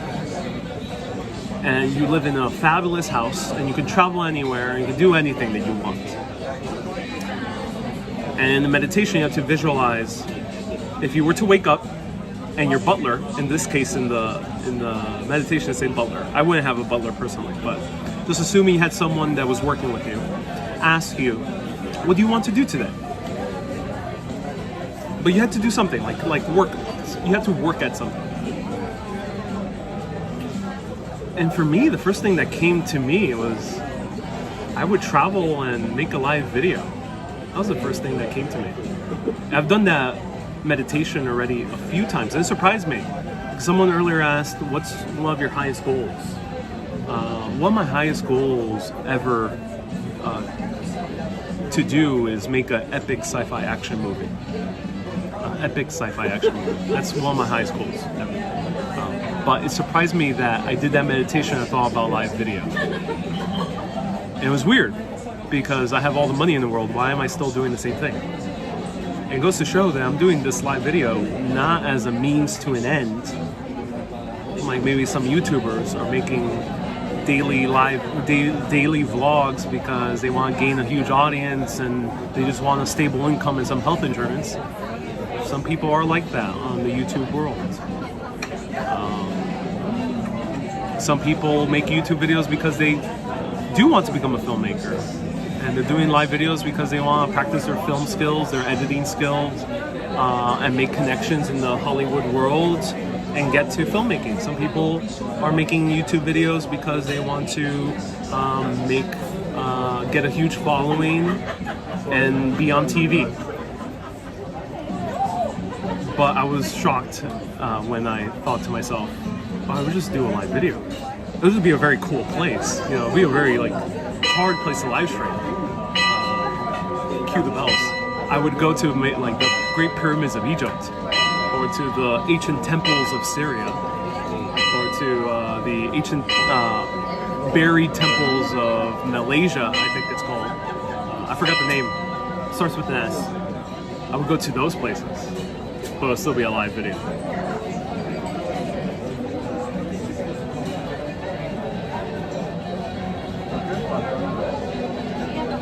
So much for history, right? Maybe no one has ever heard of the Balkans. At least I've had a few people reach out to me asking about the Balkans. I would love to visit it. My intent, this is a long-term project, so I want to visit everywhere. But the Balkans are a bit hard with my resources. So I'm focusing on how I can live stream better in other places. But service might be hard, and culture might be hard in certain countries in the Balkans. So you might see vloggers do the Balkans, but that's because they can edit their videos. Doing a live video in a country where people are really not used to cameras is a very different thing. So yeah, it's a bit tricky. That's why I wouldn't do the Balkans right now, because of the pandemic, and also because of the limitations with service. But maybe with a team, maybe with a little bit more people, maybe with a better technology, maybe with someone who can show me around the Balkans, I would consider doing it in the near future.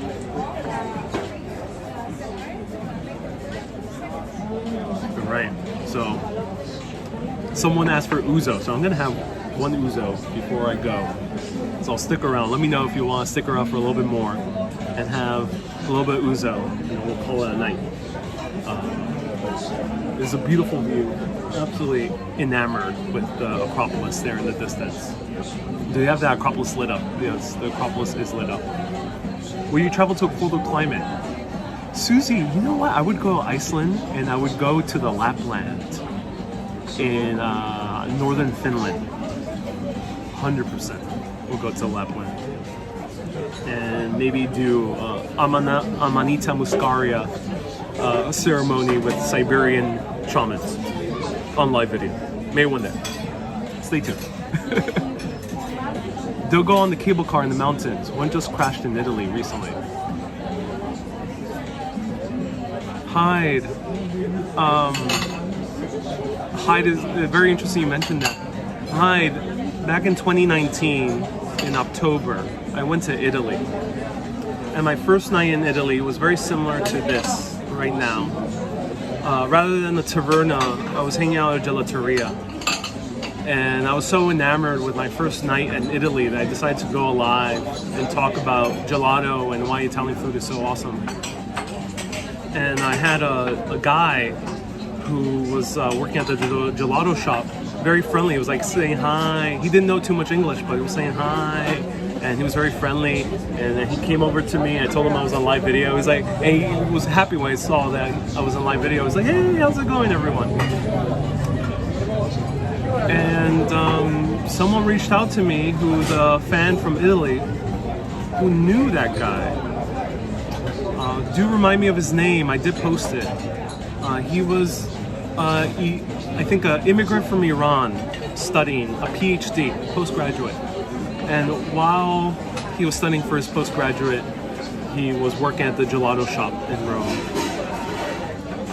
He was one of the men who passed away on that cable car accident just a month or two ago.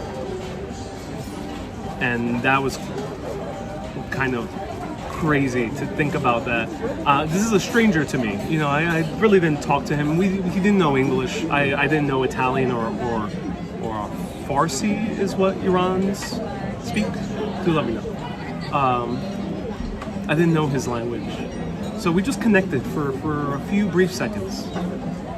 He said hi to the camera. You see easily his face. He was very friendly. And it's crazy to think about that. This guy is so young. He was around my age. Working. Almost becoming a doctor.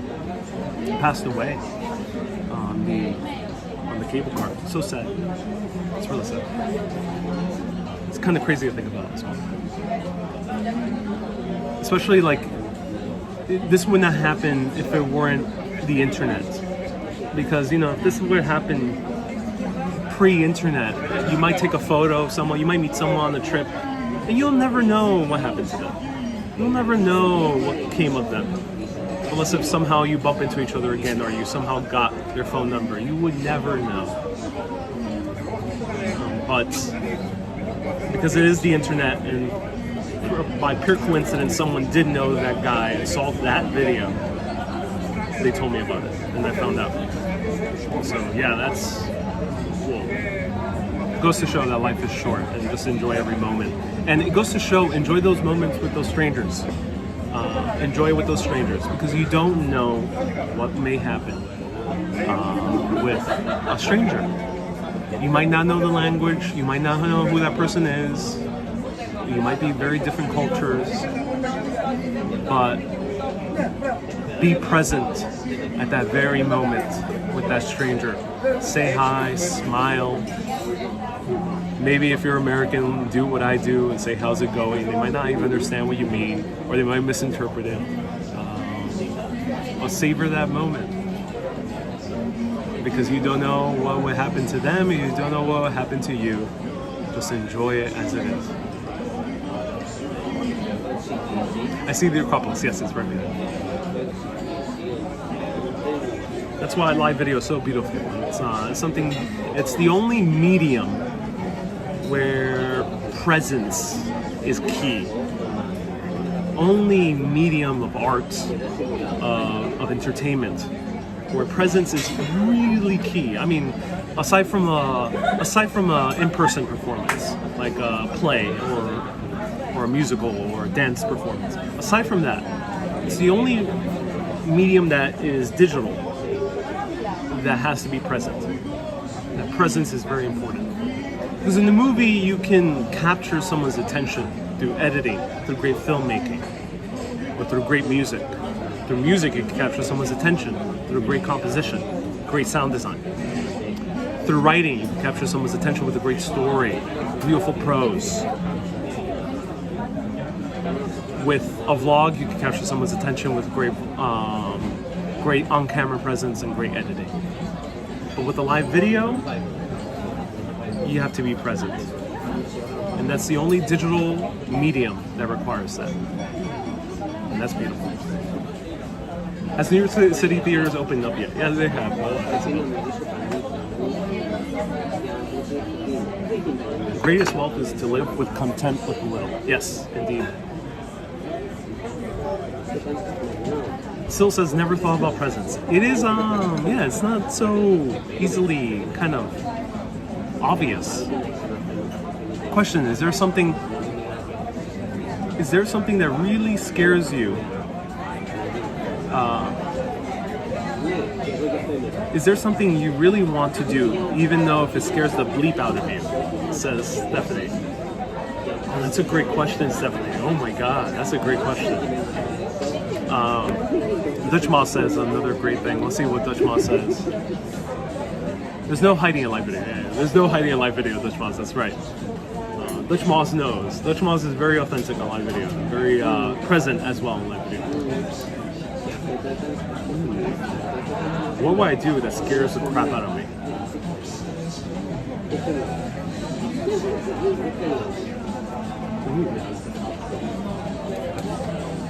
I want to go to India. I want to do live videos in India.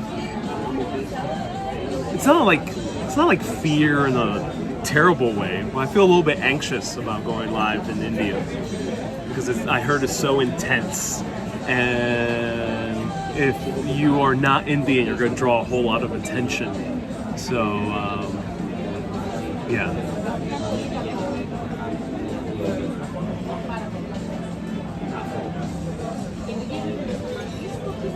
Marcelo says, I think Ariel would be scared if he had to stop traveling.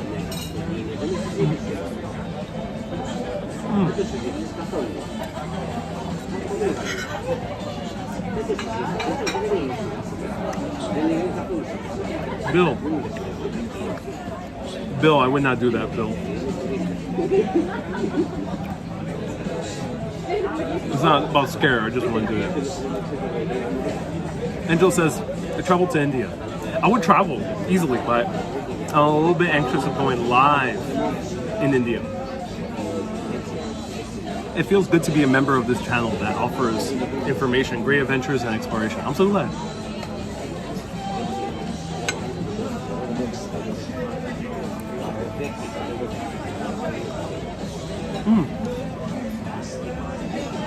Susie says, does skydiving scare you? It does. It does. Would I do it? Kind of tempted.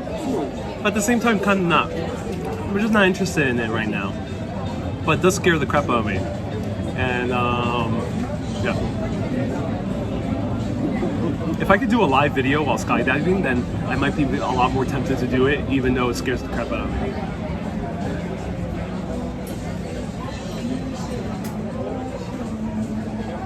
Indian people are amazing. Oh, I have no doubt. I have no doubt. I just India. I've heard there's so much commotion, such a hectic city, a lot of noise, a lot of people, very cramped. The personal space is much smaller. Yeah.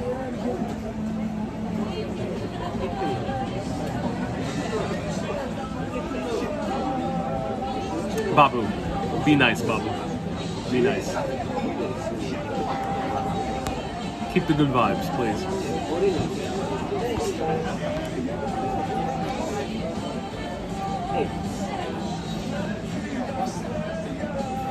And yeah, not having. I would go to Goa, says BA. Oh, that's awesome. Do a live video traveling the Silk Road. Ooh, that'd be really cool.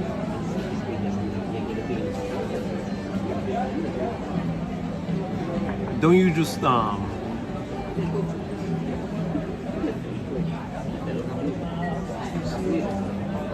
So a few people are commenting about scooters and bicycles. I just don't like them. It's not about fear. It's just I love walking. I just love walking. Like I rode a scooter in Washington DC. It was absolutely amazing. But I just like walking. It's not. I'm just more compelled. It's like driving. Some people love cars, like my friend Cliff. That's awesome that he does. But I'm just a huge fan of walking. Cars secondary to me. All right, let me order some Uzo.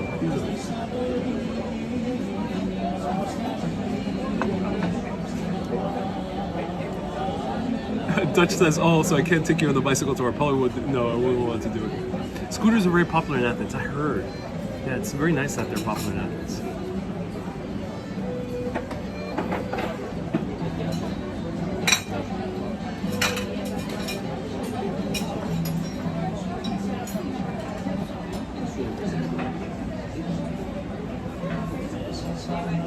No, not Uzo with beer. Why do you say that, Vasilios?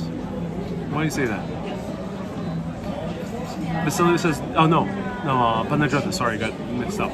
Panagiotis says, don't mix Uzo with beer. Why is that?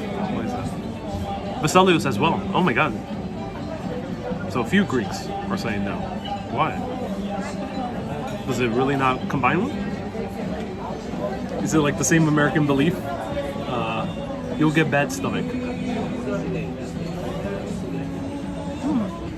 That might make sense. Marlos also says no. I thought Uzo came last.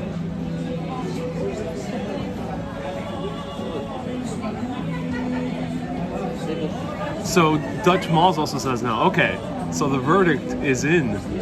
Dutch Mall says no Uzo with beer. They don't mix well. Maria says also don't mix Uzo with any alcohol. Peace says, is that beer before liquor saying? Yeah.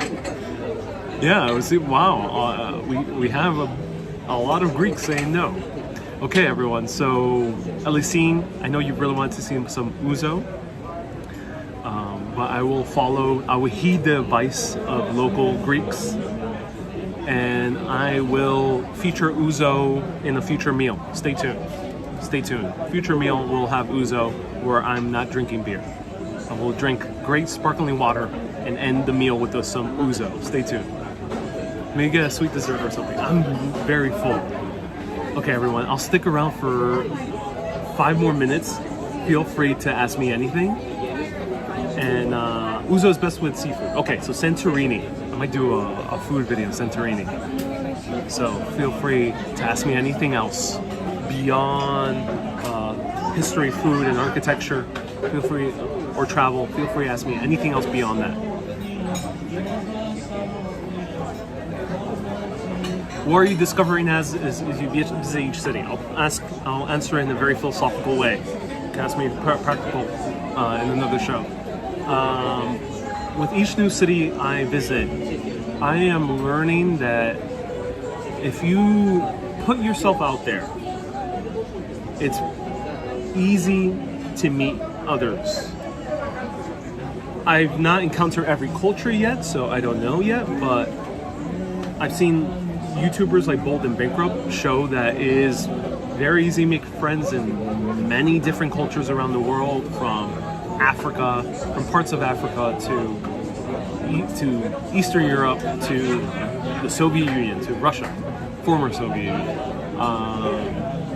So I've learned that myself.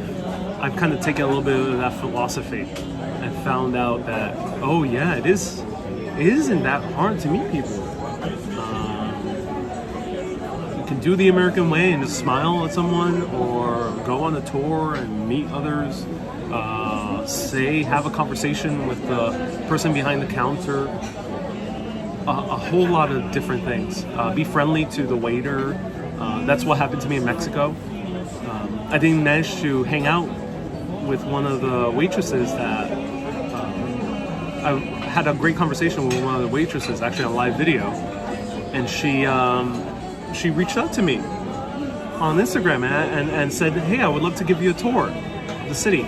I just didn't have enough time, so I couldn't do that. But that was amazing. That was amazing that someone just reached out and said, "Hey, let me show you around." So it is very easy to meet people. Very easy to meet people. And people are much more friendlier than you would think. So I think I've learned that more. Have a little bit more faith in humanity. And the cat just walked right by me. Again. Almost went onto the table. Almost. Ariel, can you do a Greek dance video, a live video? Ooh. I don't know, where can I find a Greek dance? I would love to show a Greek dance. Where will I find these Greek dances?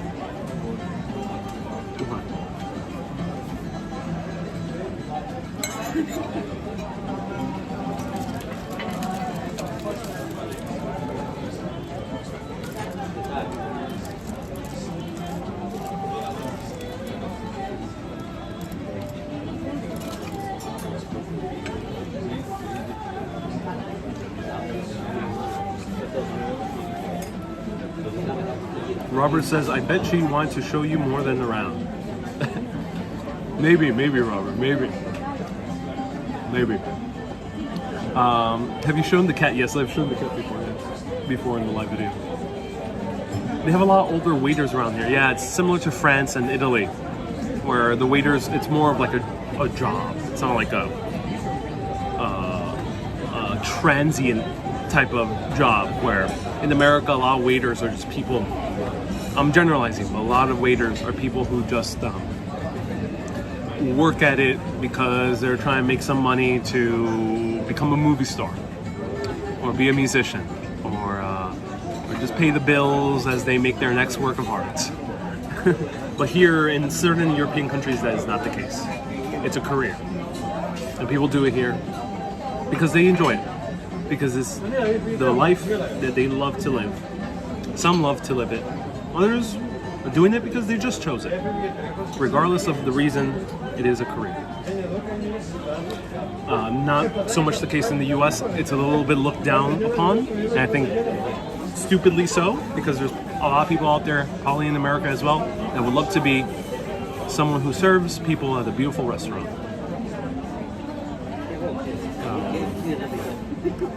I only like wine, tequila, and Kettle One martinis, says Stephanie. Hey, Ariel, the executive producer of my car tours. Welcome.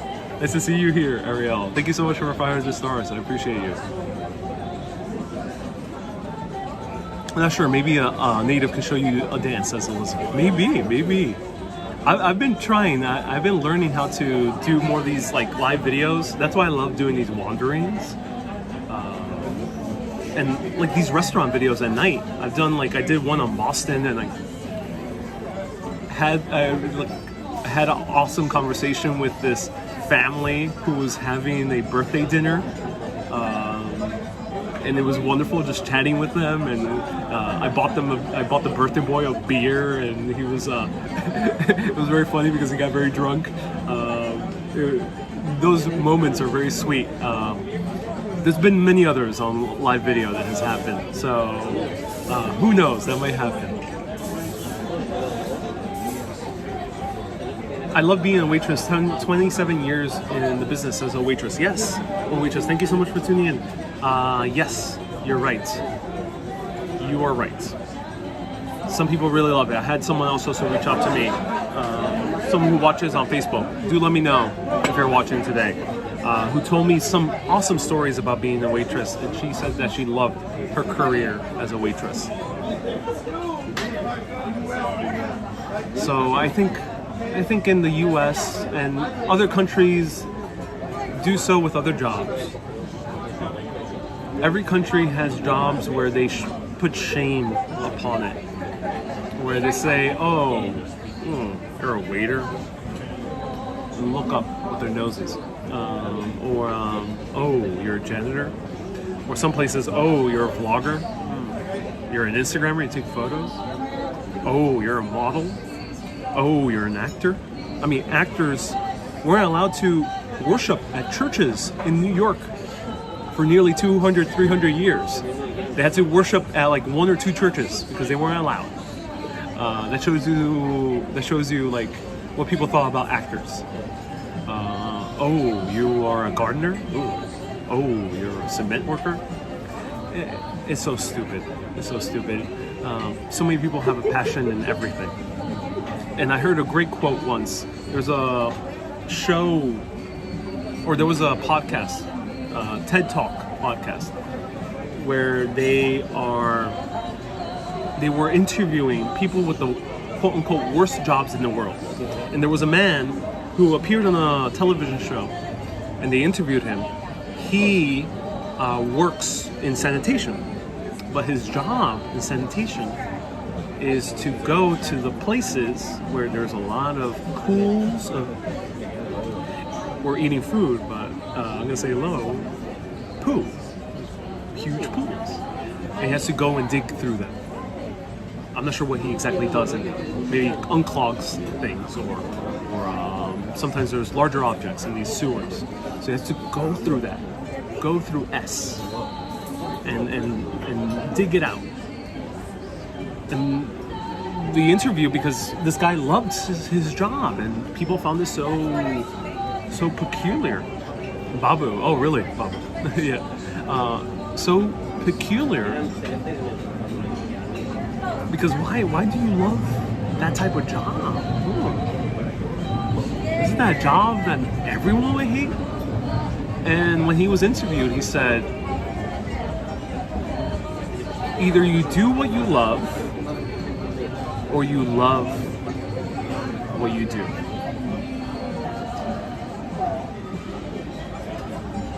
And that was it.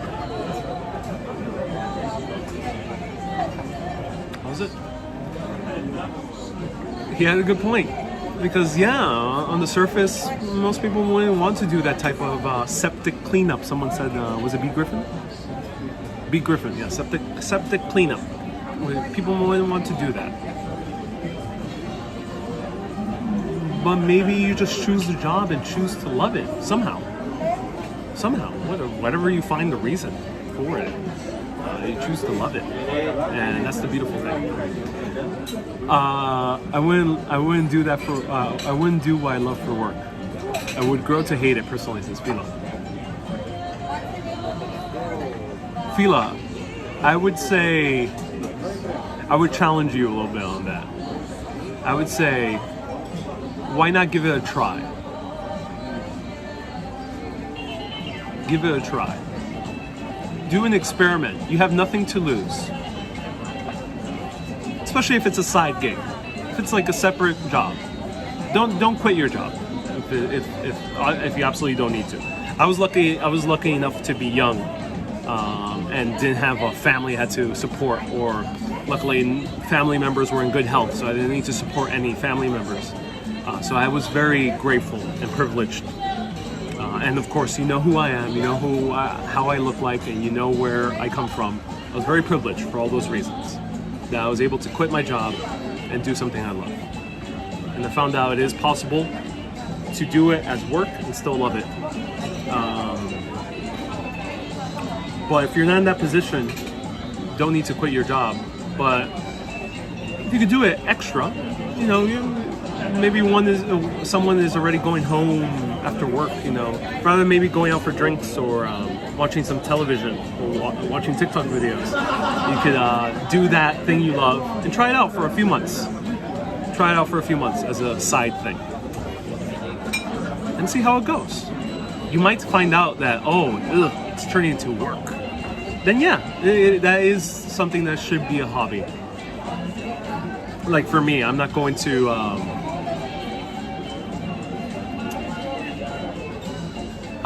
be a professional walker.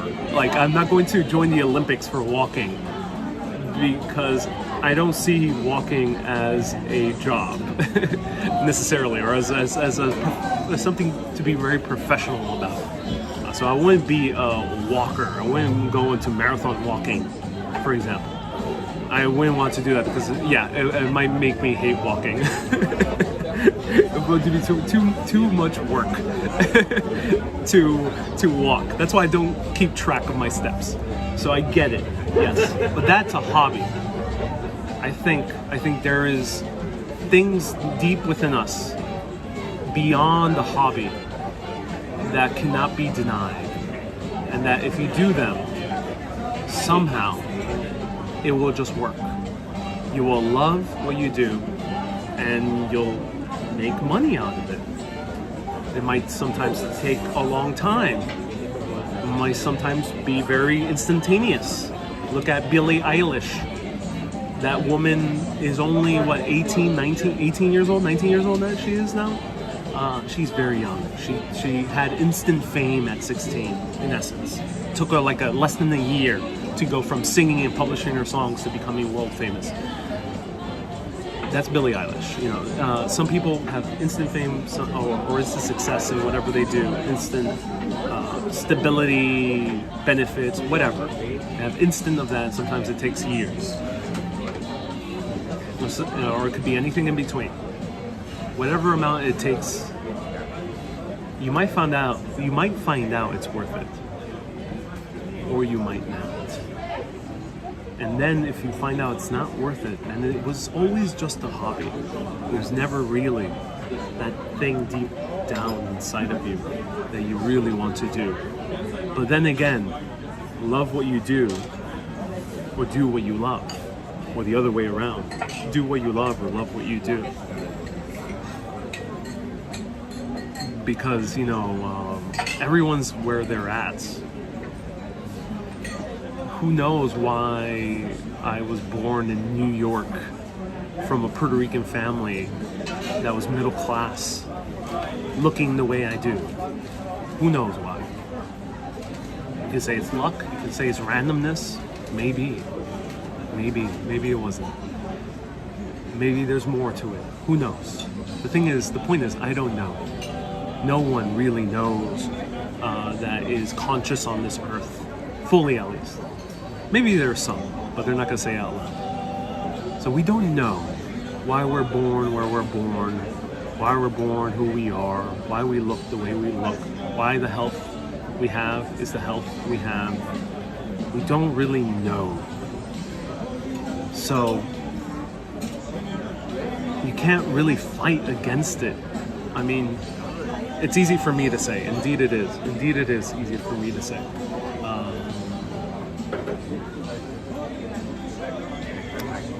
But if you fight against it, then you're spending your entire life fighting. Like I can fight because I, don't have the perfect pronunciation of every single word. My diction is not perfect. It's not perfect as some other people's. I'm not as maybe cool and suave as an Anthony Bourdain. I am not as, or a great writer as Anthony Bourdain is, in terms of food at least. I'm not as super talented in directing as a Steven Spielberg, who started directing at 16 years old and made his first major Hollywood film at 19, 20, or more Scorsese around the same age. I am not someone who is insanely good looking, I'm not a Brad Pitt. But why fight against that? Even a Brad Pitt is yearning to do something else. Might have had thoughts, or they did have thoughts. Listen to any interview. There's a bunch of interviews of great celebrities, very good looking, very talented, very beautiful, very hardworking, very lucky, very privileged, very, very, very, very very whatever. And they themselves say, at some point in my life, I wish I was this, or I wish I was that. Or I still have thoughts, I wish I was this, and I wish I was that. Because you can be anywhere in life. You can be super rich, or you can be super poor, or you can be super good looking, or you can be super ugly, or you can be whatever. Or whatever you think you are. Sometimes you are not really that. Sometimes you are not ugly as you might think you are. Maybe you are not as poor as you think you are. Whatever it is. And the entire spectrum. You can hate wherever you are, but is that going to serve you ultimately in the long run? Is it going to serve me if I worry about my shortcomings? That's why I don't mention my shortcomings personally. I don't care for that. It's not entertaining to me. It's not going to be entertaining for you. If I share my shortcomings, it's not going to be entertaining for a friend or a family member. I'm not going to mention it. Because it is irrelevant. Because if you truly embrace whatever you're good at, whatever you like about yourself, if you focus on that, that will be your greatest strength. That'll be your greatest strength. So, again, it's easy for me to say. But isn't the best things in life easier said than done? Think about that. Because you can always blame someone, point the finger. Oh, it's easy for you to say. It's easy for you to say. Oh, you're lucky, you're privileged. You have this, you have that. But literally anyone could be in that position. Either societally, you could be a whatever look and be born into the wrong country, into the wrong religion, that is not in accordance to how you look, or your orientation, or your gender preference, or your whatever. It might not be in accordance to that. It might not be. But you're there.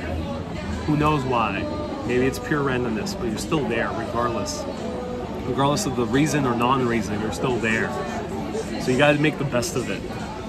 Like a rainy day, you can curse the weather, you can curse the clouds passing through, you can curse all the atmospheric conditions, you can curse the terrain you're in, you can curse the land, you can curse the trees, you can curse the lack of shade, you can curse the world because it's raining, you're being poured upon and you're being soaking wet.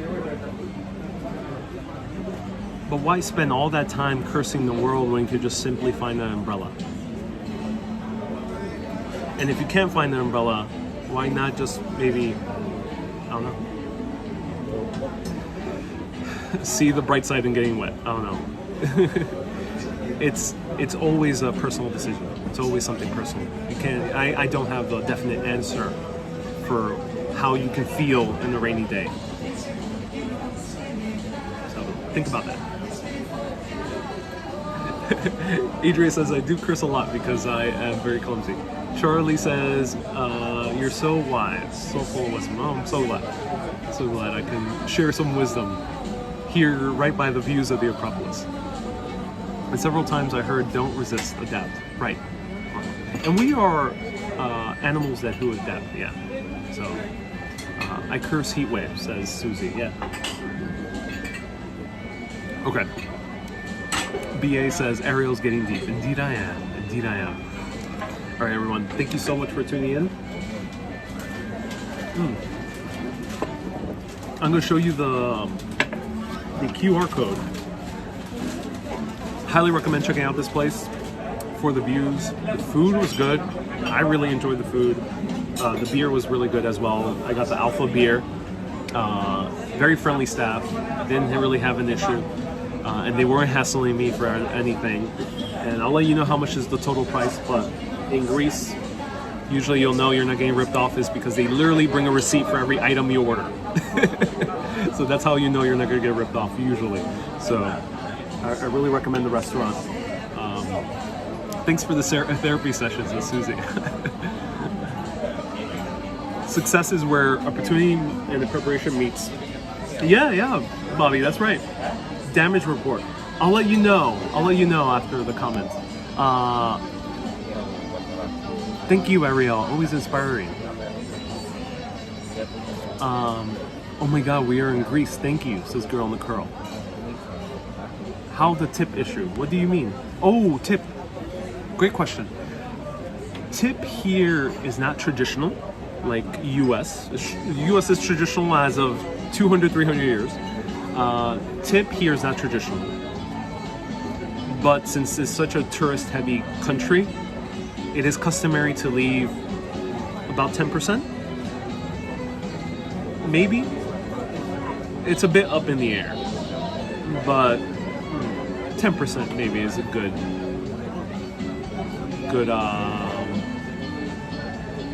gauge.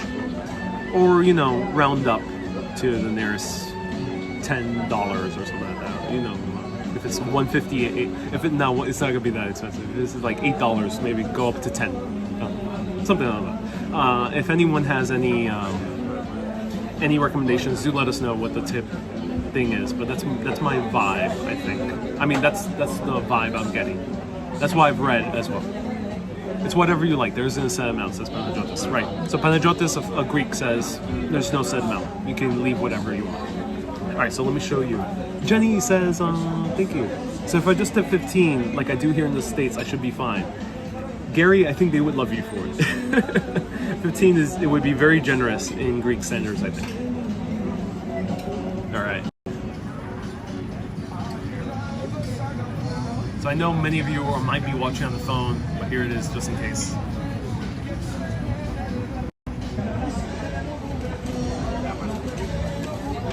Enjoy yourself. The more ouzo you drink, the tips get better. This doesn't have the name, so do you guys want me to show you the view from the front of the restaurant after I pay? Let me know. I know I was about to end this, but I just realized I don't see the name here still. And I'm not really that hungry, so I'm not gonna take anything home. So let me know if you want me to show you the view for really the final end.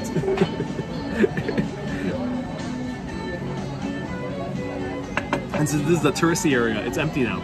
Oh, it's getting emptier because it's not really a Greek place. If we're a Greek place, it'll start getting full right now. Yes, please. All right, says Lorian. Okay. All right, I'm gonna hail the waiter.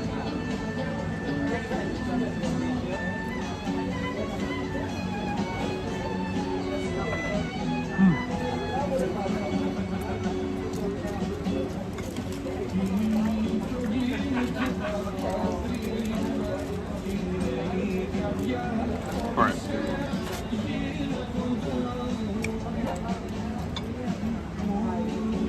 That pita is so good. He'll come soon. Yeah, thank you, George, for the hospitality. Yeah, I will do. And can't leave the pita. No, Babu. Pita cannot be left.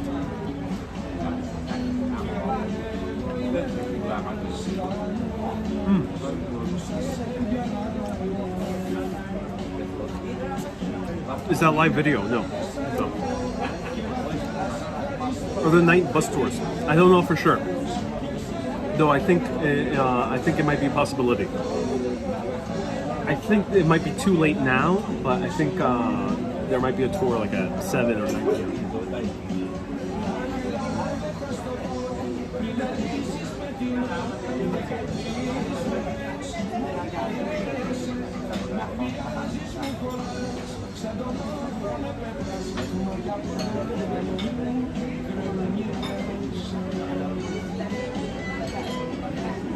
Esfiel says, I assume taking leftovers is not very common in Greece. Let me know. Yeah, I don't think it's common. Can you show the QR code again? Sure.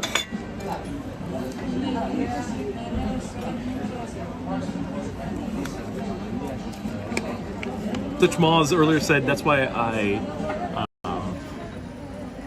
collaborate with you. Oh, thank you so much, Dutch Maz. I'm so glad we're on the same page.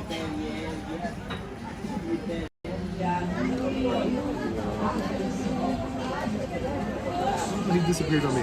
Do you have any cats under the table? They're kind of like going around, and there's like 3 different cats that are going around, and they're the same cats.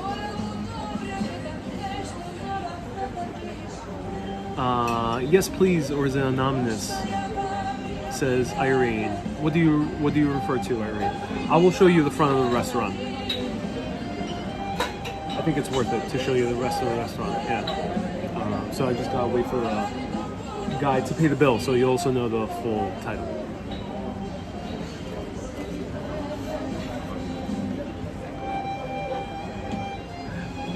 Panagiotta says we mostly eat everything, so there's no leftovers. Oh yeah, oh yeah.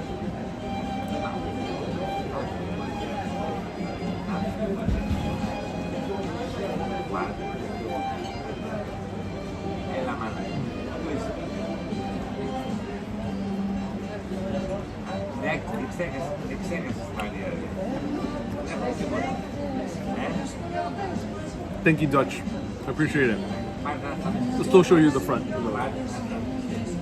So Dutch was so kind enough to find the name. Toby says his tip is getting smaller. No, it's not.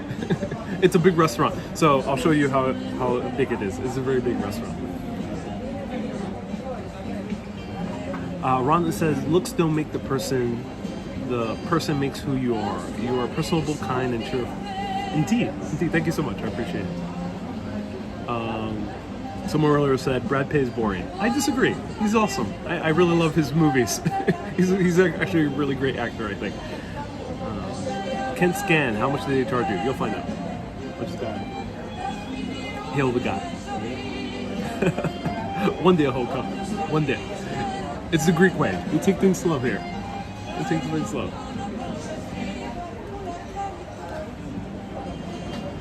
This is the slow part about a live video. Okay.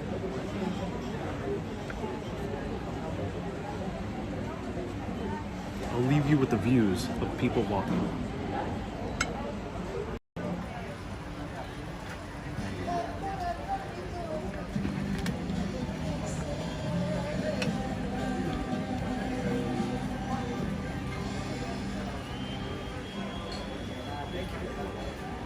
Check, please. Everything okay? Yes. They're good? Amazing food. Yeah, and great beer as well. Yeah. Okay. Wait a minute, one dessert in the house. On the house? Okay, thank you so much. I appreciate it. And one small drink in the house. Okay, all right. I can't deny that. All right. Again, the amazing restaurant. What's the name of it? George me. And the restaurant Diodos. Diodos. And then look at the TripAdvisor. Yeah, I already have it. Yeah. Yeah.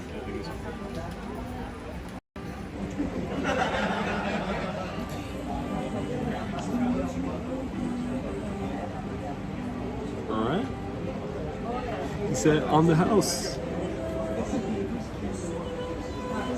He said on the house, so forgive me for being a true New Yorker. I never take people on their word. trust is a two-way street, but I can go for some dessert anyway, even if I were to pay for it. Even if it were to be a New York City style scam, or they do the scam in other countries. I'm not sure about Greece. Not sure. This does happen in other countries. It happens in Italy, for example. But I can go for some dessert anyway. So let's see. Becca says because he sees you on camera. Yeah, that could be the case. Yeah, that has happened. Yeah. They're watching you from the kitchen. That might be the case. But he didn't ask me for my channel name, so I'm not sure if he would. I don't think they would be able to get the channel name unless, by pure chance, someone found out. Diodos is the name of the restaurant. Diodos. Emmo says, so in Italy, I don't know about Greece. I will give this type of restaurant benefit of the doubt. But in Italy, they say they're going to bring you some dessert and some drink on the house. But they end up charging you, and maybe the drink is very expensive. Or they bring you oysters, they bring you some type of appetizer on the house. And they charge you for it. So do watch out in Italy specifically. And there's a few other countries around the world where that is the case. New York, not really in New York, because it's so heavily regulated. A business might really have issue. Oh, thank you so much. Welcome. Oh, and what is this? This is the inomelo, red wine, honey, amaretto, orange, the cinnamon. Oh wow, okay. And this is the muscat fruit with caramel. Oh, caramel, okay. Oh wow, thank you so much. I appreciate it. And this is the pay here. Okay, awesome. How much do I owe you?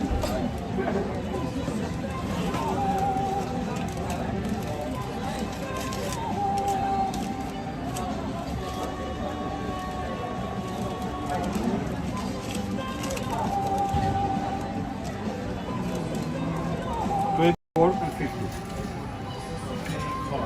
Yeah, okay.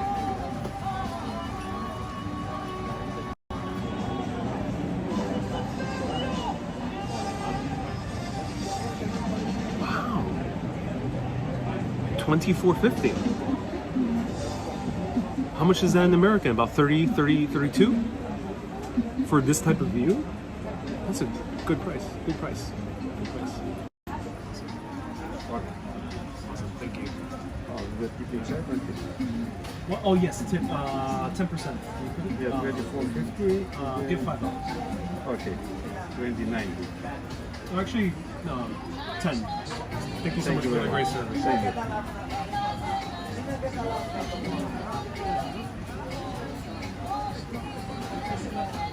Ah.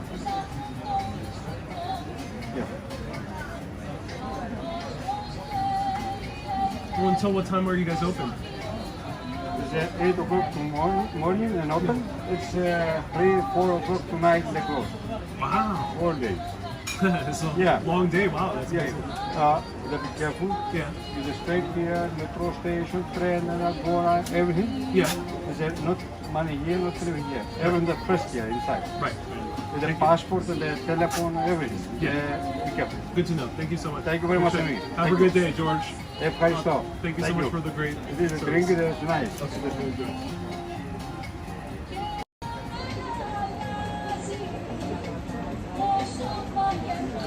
That's amazing. Very friendly. So I had to put the camera away because I'm paying by card. He recommended to be very far away. No, he recommended that at this time or even later at night, because they close at 3 or 4 a.m. I'm not sure what time they close the kitchen, so I assume it's pretty late. 3 or 4 a.m. this restaurant is closed. He recommended to not carry your wallet or your phone in the pockets or your backpack in the back because of pickpockets. I doubt that you'll find anything worse because they said it was. I spoke to a few Greeks and they said it's only really petty crime, but this area is a hot spot for pickpocketing. So be careful doing that. So I'm gonna stick around.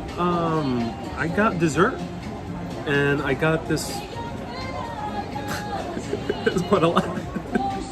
There's a lot. Red wine, something else, a liquor, and a cinnamon. Look how huge this is. I think this might be a portion where if you're in a couple, they would give it to you. But I'm solo, so they just gave it for me. If anyone wants, feel free to grab. Are you allowed to fight off a mugger? I'm not sure. I'm not sure about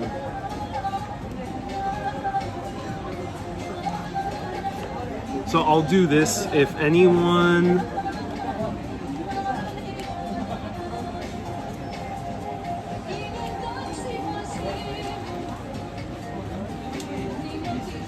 It sounds like a local in like Long Island tea.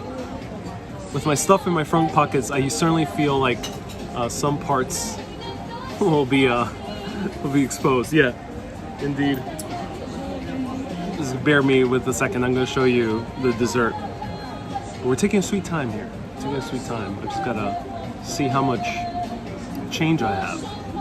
It looks like you're tying your shoe. What I'm doing is I'm digging through change in my pocket, or my jacket pocket. I mean my hook bag. I swear it's not the beer. I just have things very buried in me. I got a lot of stuff in my bag. It's like a TARDIS. It's bigger on the inside.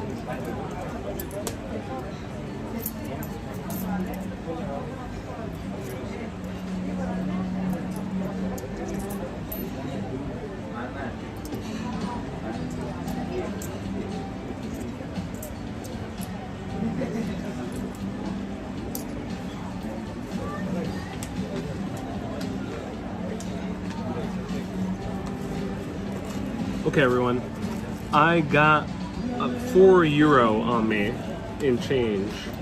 If anyone wants to match up to €4, I will gladly leave even extra tip for. So feel free to do so. If anyone wants to leave up to €4, feel free to super chat or star send,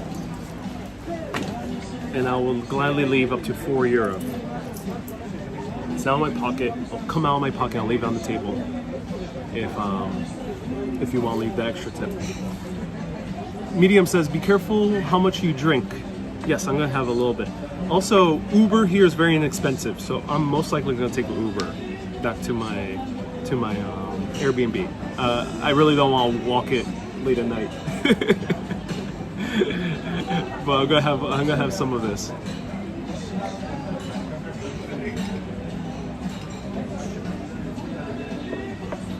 From which state? Oh my God, B Griffin. B Griffin has matched the €4 plus 3 for me. Thank you so much, B Griffin. All right, B Griffin. Someone asks, where's the €2 from? Let me see. I don't know. It says Deutschland, German.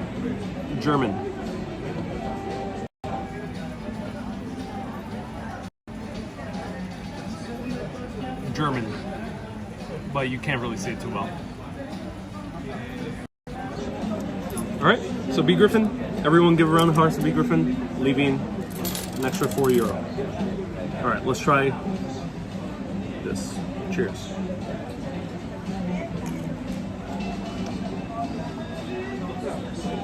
Ooh. I think Diogenes would approve. And do let me know, is it pronounced Diogenes or Diogenes? I think he would approve. The ancient philosopher who preferred to live a homeless lifestyle, who preferred to defecate on the Acropolis in order to show people, hey, don't take life so seriously. Seriously. Like, don't take life so seriously. Chill out. Chill out. Because why? Why bother? Why are you bothering? Not that I'm going to do it. I won't do that. But Diogenes did that. And Diogenes, when Alexander the Great approached him, Diogenes. Diogenes. Is it spelled Diogenes? Let's see. Diogenes. Diogenes. Are you far from your Airbnb? I'm about 30 minutes away walking. About a 5-minute drive. I think the better question is what not to drink. So Diogenes? Diogenes? Diogenes? So he was a contemporary, I think, of Socrates and Plato. You'll learn a little bit more. Oh, he was a contemporary of Aristotle, definitely, but you might learn about him tomorrow.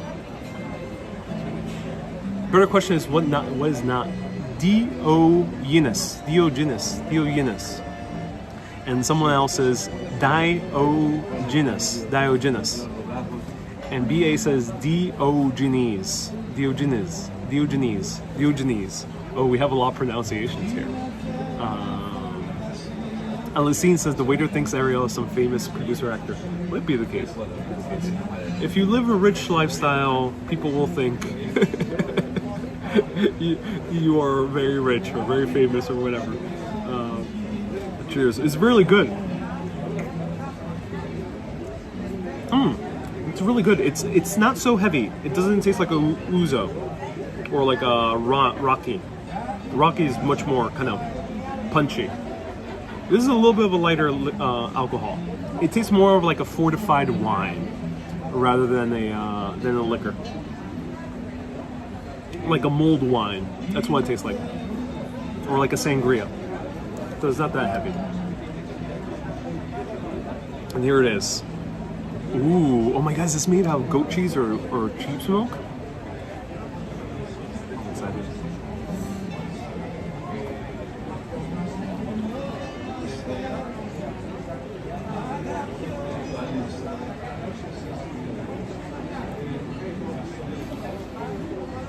Oh yes.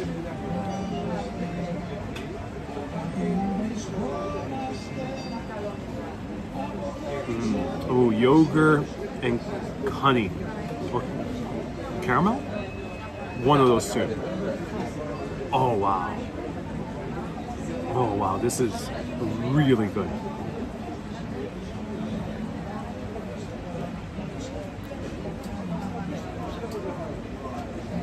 I've wanted a yogurt.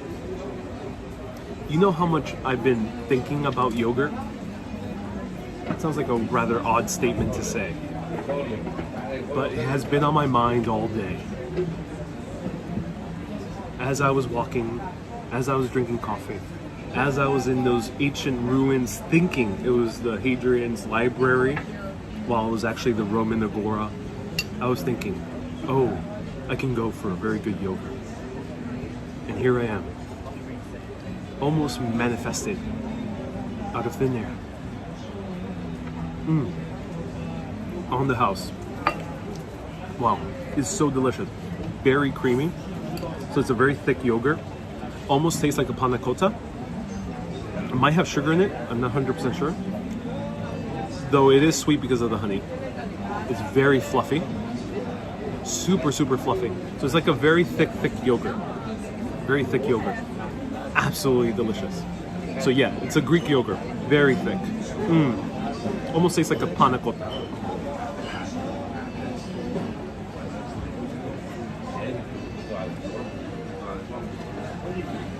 Oh, I'm so happy I decided to continue the stream.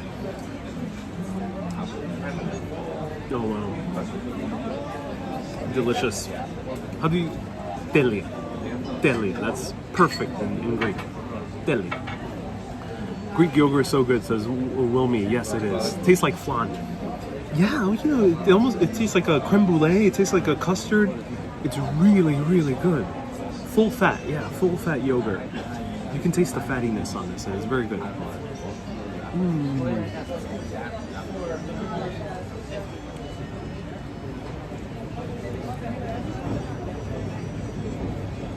What song is this?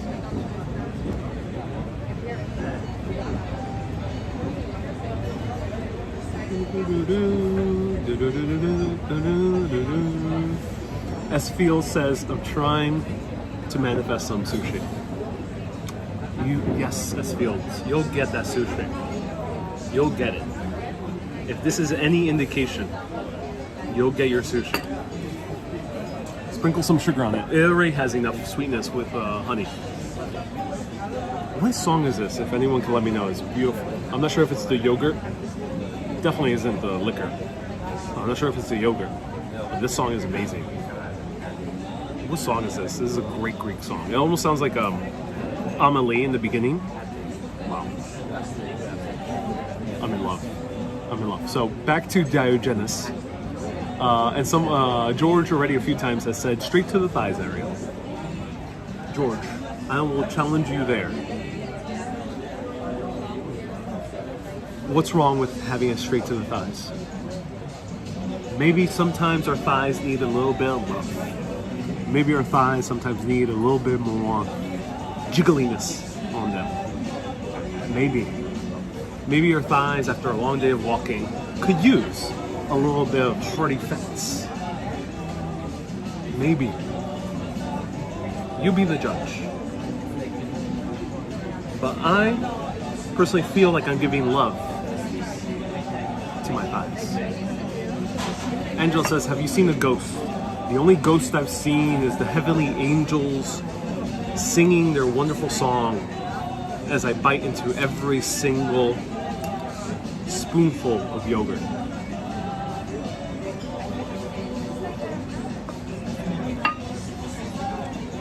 Oh, that's a great yogurt. Oh my god.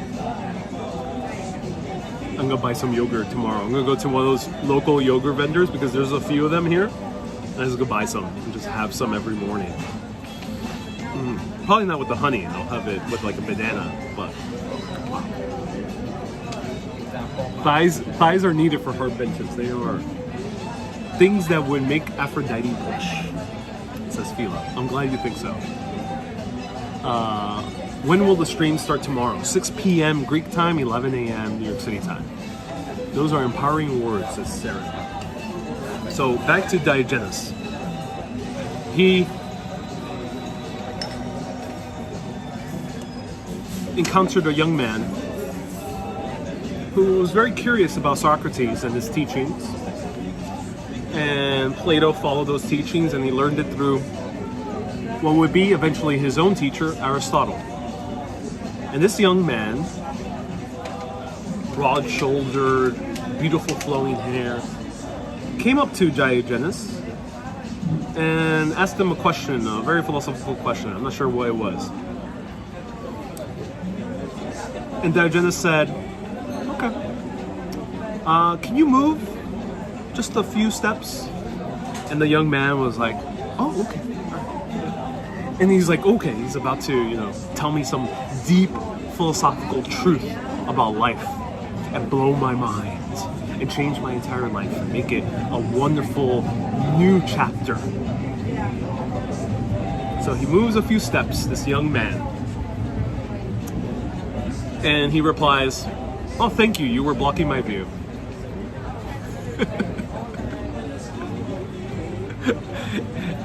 And that young man was Justin Bieber, says Justin Pollock. No, not Justin Bieber.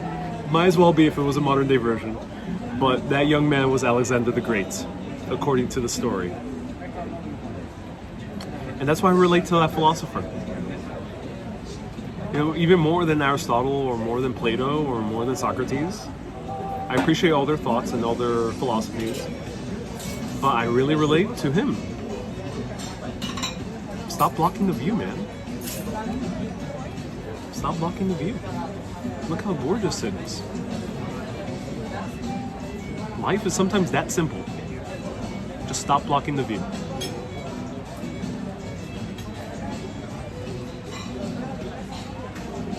Axie says it's called Diogenes.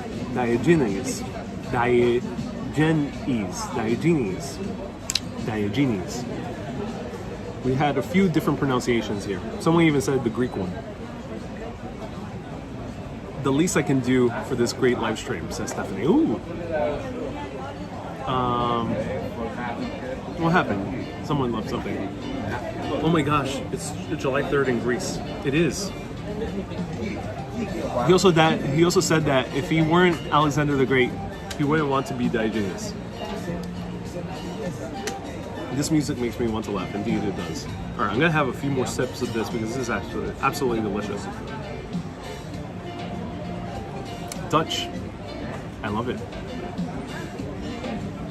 I love it, Dutch. Yeah. You're going to Delphi Tuesday. Tuesday is gonna be my day trip from Greece, from Athens. I'm gonna have 2 other day trips in Thessaloniki. One of them is going to be Meteor. Actually, no. I'm doing a combo day trip on Thessaloniki. One day, we went to Meteora and Mount Olympus. It's gonna be a crazy long trip, but I'm excited. And then on Tuesday, this Tuesday, I'm going to go to Delphi and Thermopylae. And I can't guarantee a time since I'm going to do a tour. I don't want to drive there myself. I don't want to go through the hassle. I really don't even like driving at all, to be honest. So I'm going to take a day trip and I'm going to see if I can go live at a few points throughout. I might be able to, if I have service, I might be able to do at least mini lives at each of the stops. Maybe like 10 to 15 minutes. And Paul says Diogenes, yes, Diogenes. Sent you the previous song on Twitter. Thank you so much, Pandajotas. I appreciate that. I'm gonna listen to it. Sarah says, yeah, I wouldn't drive either. Yeah, driving is not my thing, personally. I have my international driver's license and I'm excited to drive in one particular area that I'm going to. I'm going to Santorini. In Santorini, you can rent ATVs. So there's a very good chance I'm going to rent an ATV, and that I'm excited to drive. I got my international driver's license just for it. And let me,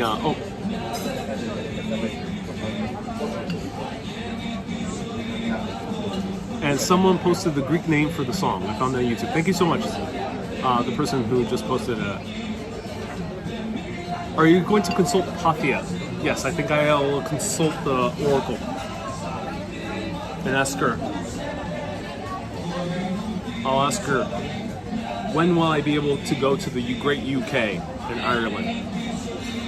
And maybe the Oracle will provide me with an answer, because Boris nor the cuddly Prime Minister of or President of Ireland have provided any answers. So maybe the Oracle will provide an answer of when I'll be able to go to UK and Ireland. No, please show the cute little shot glass. Yeah, it's a one-shotter. In the US, usually we have a two-shotter. This is a one-shotter. Do you have issues with Greek or foreign music playing in the background? David, yes. This entire live video might be demonetized. If on Facebook, it might be shut down. But we're all here living in the moment.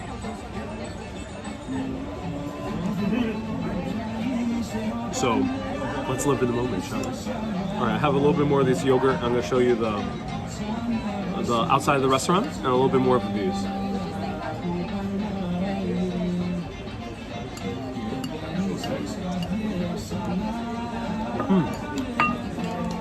I love many things. Yeah, it's not common in the US to have a one-shotter, but it's a little bit more common in Greece and I think a few other countries. Let me know what countries have a one-shotter glass that's common. Sarah says we still don't know. That's why I will be consulting the Oracle, because Boris has not provided me with an answer. All right, I had enough. That was quite enough alcohol for me. I'm gonna have some water and then we're gonna walk outside.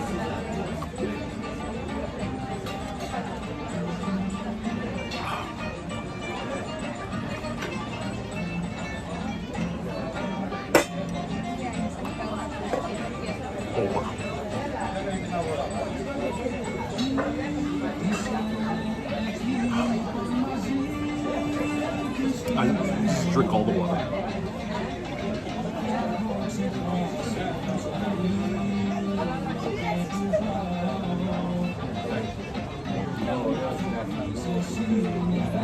Alicine says Dionysus. Dionysus is the god. I'm talking about the philosopher. Susie says now break the plate. Macaulay says chug chug chug. Can't chug water. No, not a good idea. Not a good idea.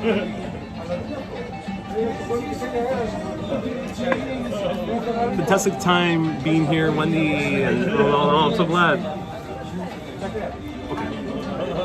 I dare you to shout Opa and shatter your glass to the restaurant. So Stephanie. You know that might work if there were Greeks here, but I don't think there's that many Greeks here. I think a lot of them are European foreigners. I mean, a few Americans. All right, let's walk around. This beautiful time. Let me know if you enjoyed it. Press that heart button on FB and consider sharing, not this video because this is kind of more of a video for fans of the show, but consider sharing the older videos, the one that I already did of Greece, or the one tomorrow. Share it. If you're on FB, if you're on YT, press that like button. Leave a comment after this video. Comments actually help also. And consider becoming a patron if you can. If you think traveling around the world for $5 a month as a contribution is worth it, then I highly encourage you to do so.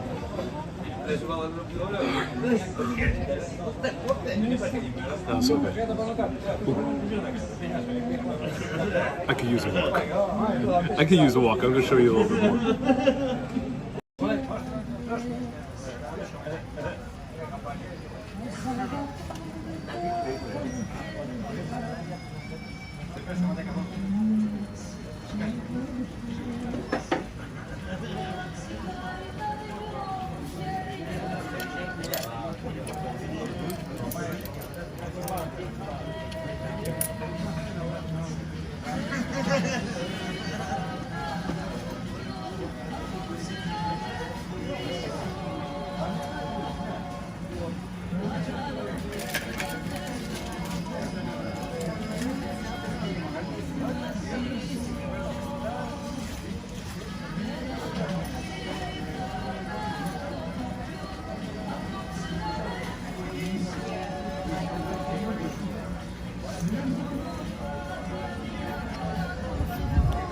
Have a great day.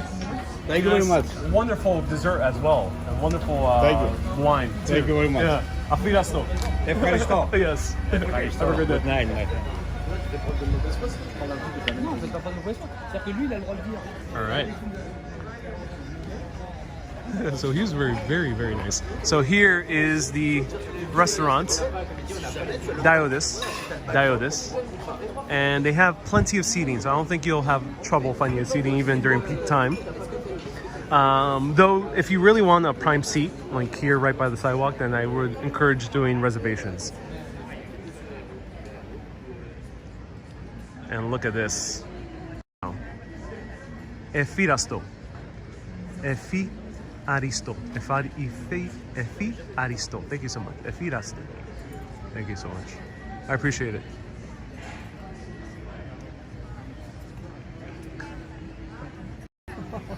There we go. Look at that. All right. So let me show you a little bit further down here. More of the restaurants.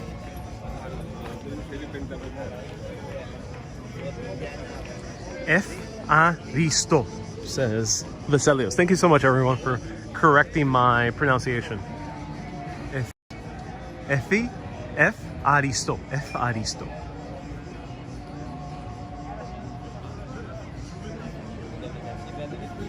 Aristo. So, cool thing is, here the metro passes. So this is the line number 1, if I recall correctly, which was built in the 1890s. And it was really the first and only metro line for quite a while until they built one in many decades later.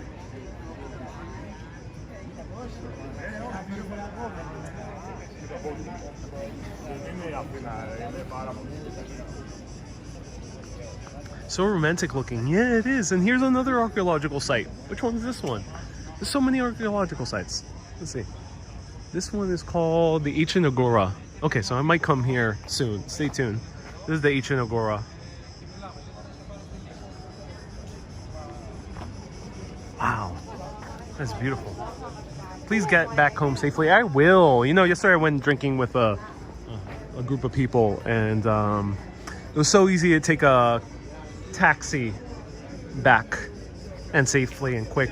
And the city is very safe.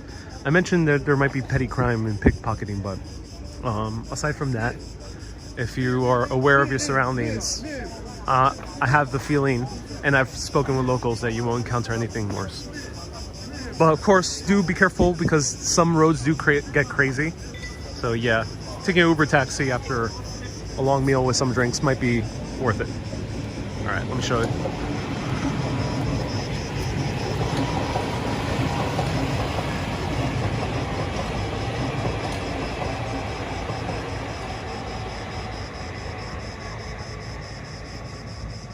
The Agora is where all the philosophers gathered. You know, I have not realized that. I thought the Agora was a little bit further away. Pardon my lack of knowing exactly where everything's located. I get to know a place by walking it. It really, you know, I can look at a map as much as I want to, but I always learn better when walking. So give me a few days, and trust me, I'm gonna know the city pretty well. But I did not realize the Agora was actually right here, and we actually see one of the buildings lit up. So I was actually right by where Socrates, Diogenes, I'll learn his pronunciation, and his contemporaries, Plato and his student Aristotle, all used to hang out and do their work of philosophizing. And then of course others like Pythagoras as well. Look at that.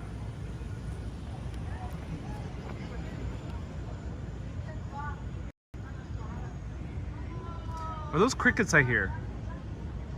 I think so.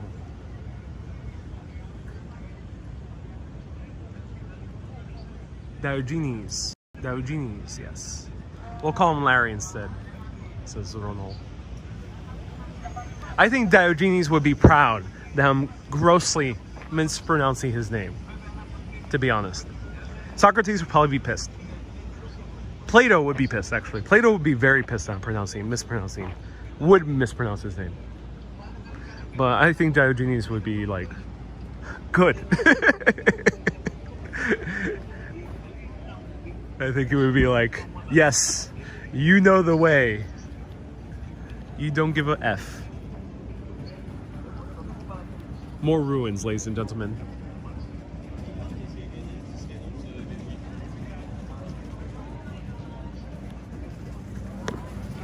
There are mosquitoes. Yeah, I haven't encountered too many, but maybe closer to water areas. I don't see any running water here, so no. Haven't encountered yet any. Hey, Mark. Mark became a patron. Just one heads up, if you do say that you PayPal'd or became a patron and you didn't, I don't take that lightly. So just one heads up for everyone who watches. That is a bannable offense. I don't take that lightly. That's betraying someone's trust. But I do like taking people's word. So Mark, thank you so much for becoming a patron. I really appreciate it. I think we just have to keep straight and then change. So it's pretty empty at this time. Yeah, not that many people. Maybe because it is Friday, so it's actually much emptier than I would expect it to be. Maybe because it's more of a tourist area than a Greek local area. Tammy just became oh yeah, Tammy, I did see that. Thank you so much for becoming a member.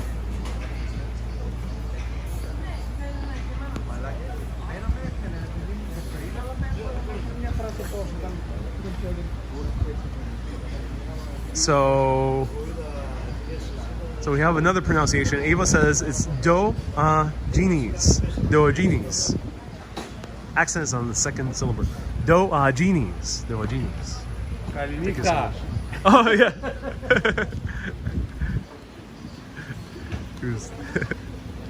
He just finished his shift. George, everyone give a round of applause to George. He probably will never see this ever again. He didn't ask what my channel was because he probably doesn't watch YouTube. So give him his hearts. He'll feel the good vibes vicariously.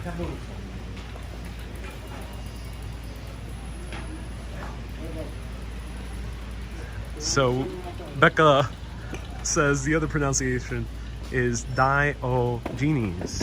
Diogenes. Diogenes. I like that one. Alicine says, how much is membership? On all the sites, YouTube, pressing the join button, or Patreon, patreon.com/urbanist, it's $5 US is the regular one. And you get access to bonus videos. Bonus 360 videos, and sometimes some videos where I never publish them.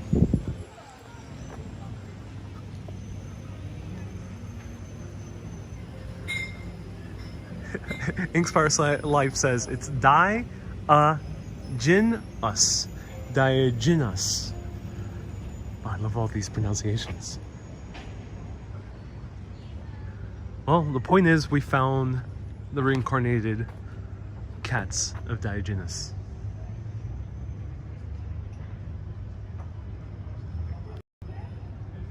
What do you think about Bulgaria?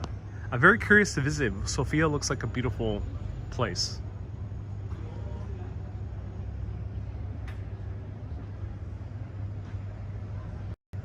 If anyone can answer Alicine, I'm not sure if you watch with sound, but $5 US, $5 USD. I think it might also just be whatever your local currency is. I think also there's just €5, but yeah, $5 USD/euro. Oh, they're closing. No.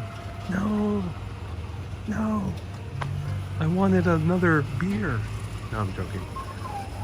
I got enough beers.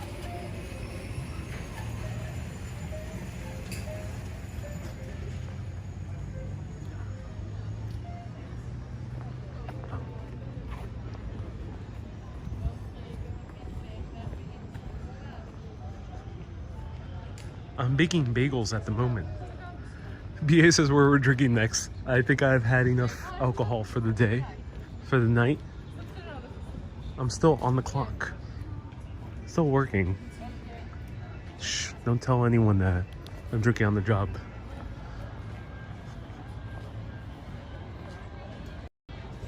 Shh, don't tell anyone I'm drinking on the job, please. Please. I don't have a boss. The only boss I have is me. But don't tell my sober me that I'm drinking on the job.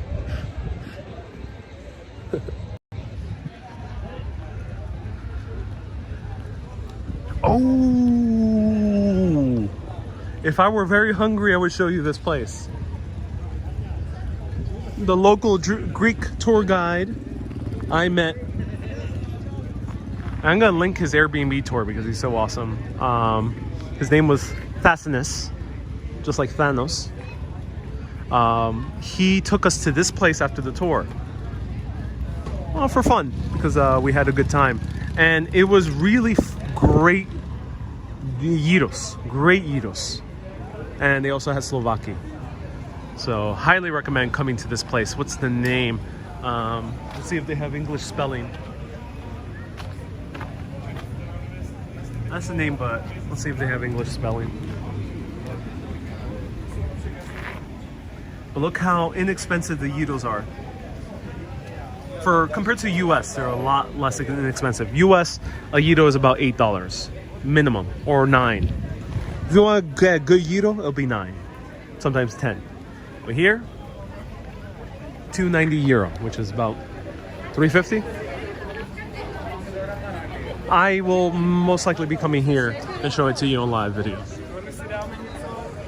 So some motorcycles. If we continue down this way, we'll see one of the most breathtaking views of all of Athens.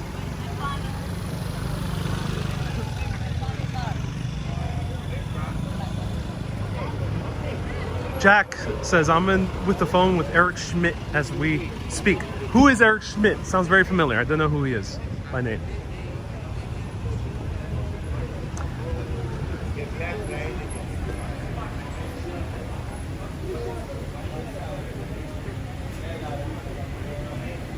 So Cynthia says it's Diogenes. Diogenes.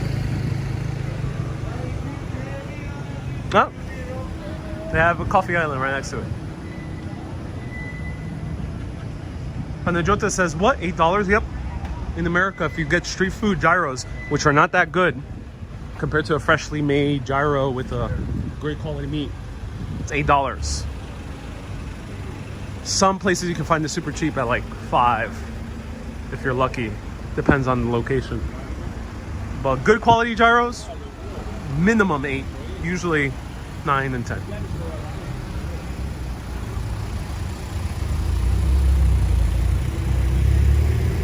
Phil says drunk and in charge of a gimbal. It's a major offense in Greece.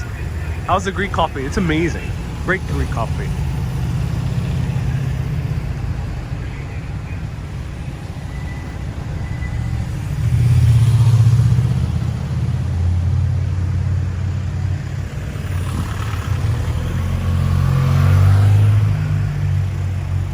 So look how full. Lots of taxis all around here. And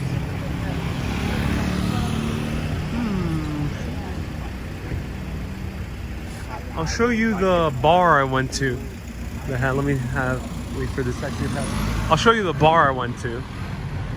Yeah, last night because I actually right nearby that had blasting salsa music. Let's see if I can find it right now. Inkspire Life says, can we go to Walgreens? I don't think a Walgreens exists here. And I don't think they have really pharmacies, so to speak. They have like mini markets, but no like a pharmacy. Wait, did Alicine become a super urbanist? Whoa. Everyone, despite me being completely shrouded in darkness, give Alicine a round of hearts. She became a super urbanist. So everyone, on YT, she became a super urbanist. Alicine, give her a huge round of hearts. I don't see any fast food. There's not that much fast food, but here's an old Byzantine monastery. No fast food, but there's a lot of old Byzantine temples. That's nice. Okay.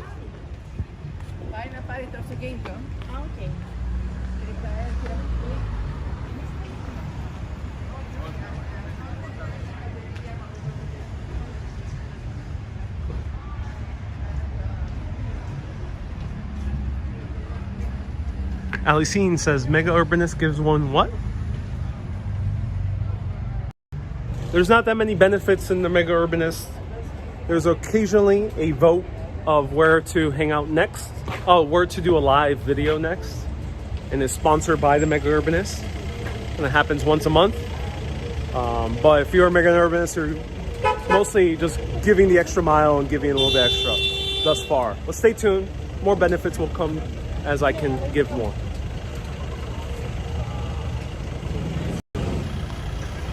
Seems to be a lot of graffiti. There is a lot of graffiti. A whole lot of graffiti everywhere. A lot of bicycles. So look at this. Look at this street scene over here. Wow.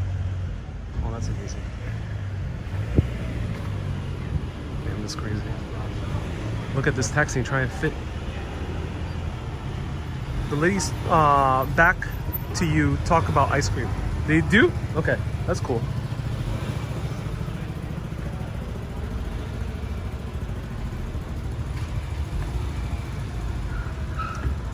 Someone, a few people already mentioned I'm getting a lot of looks because I'm on camera, walking around with the camera. Indeed I am. Damn, this guy's going fast for a tiny street. He's tailgating the other guy. Indeed I do get a lot of looks, but it's more looks out of curiosity. It doesn't seem to be too many looks of weirdness like in some other cities. Madrid was probably the city I've gotten the most weird looks, you know, like in a negative way. Here, not so negative.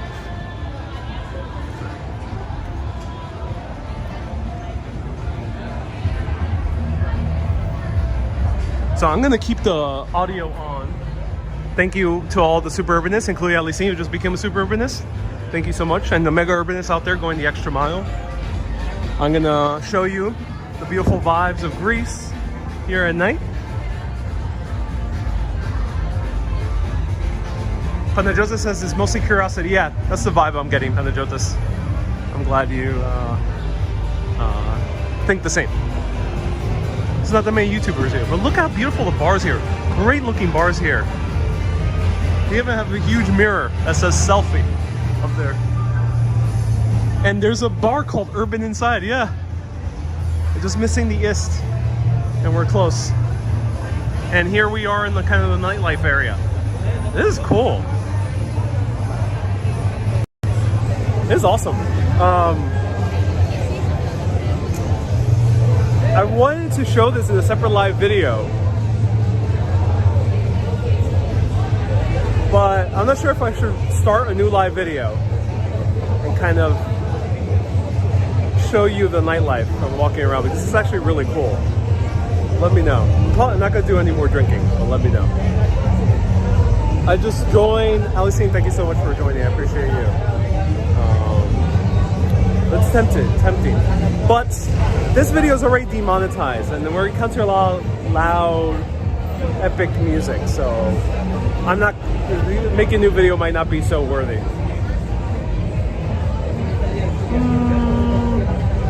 I'll do a new video. Yeah, a lot of people are voting for a new video. Vote now, forever hold your peace. It's okay, I can do a new video. I got battery, and this is a nice area. Kind of I'm feeling it. I'm feeling the need to explore the nightlife. I won't partake in it because I had enough drinks, but it's early. Please show. How about a tease? Okay, I'm gonna start a new video. Everyone, this comes to the end of the philosophical chat. Thank you so much for tuning in for the philosophical chat, for asking some great questions. Big thanks to George of Daudis for the amazing service and for the amazing food and amazing view. Absolutely loved it. Thank you to everyone who left super chats. I'm going to start a new video right after this about Greek nightlife. We're just going to wander around, maybe for 45 minutes. It's a beautiful vibe. I just want to show you Greek nightlife. And you gotta live in the moment. I gotta edit tomorrow, but it's my final editing job. So I'm gonna enjoy it and procrastinate this beautiful night all together. So thank you so much everyone for tuning in. Keep being awesome and always keep on exploring. I'll be back in a few minutes. Have a great day everyone.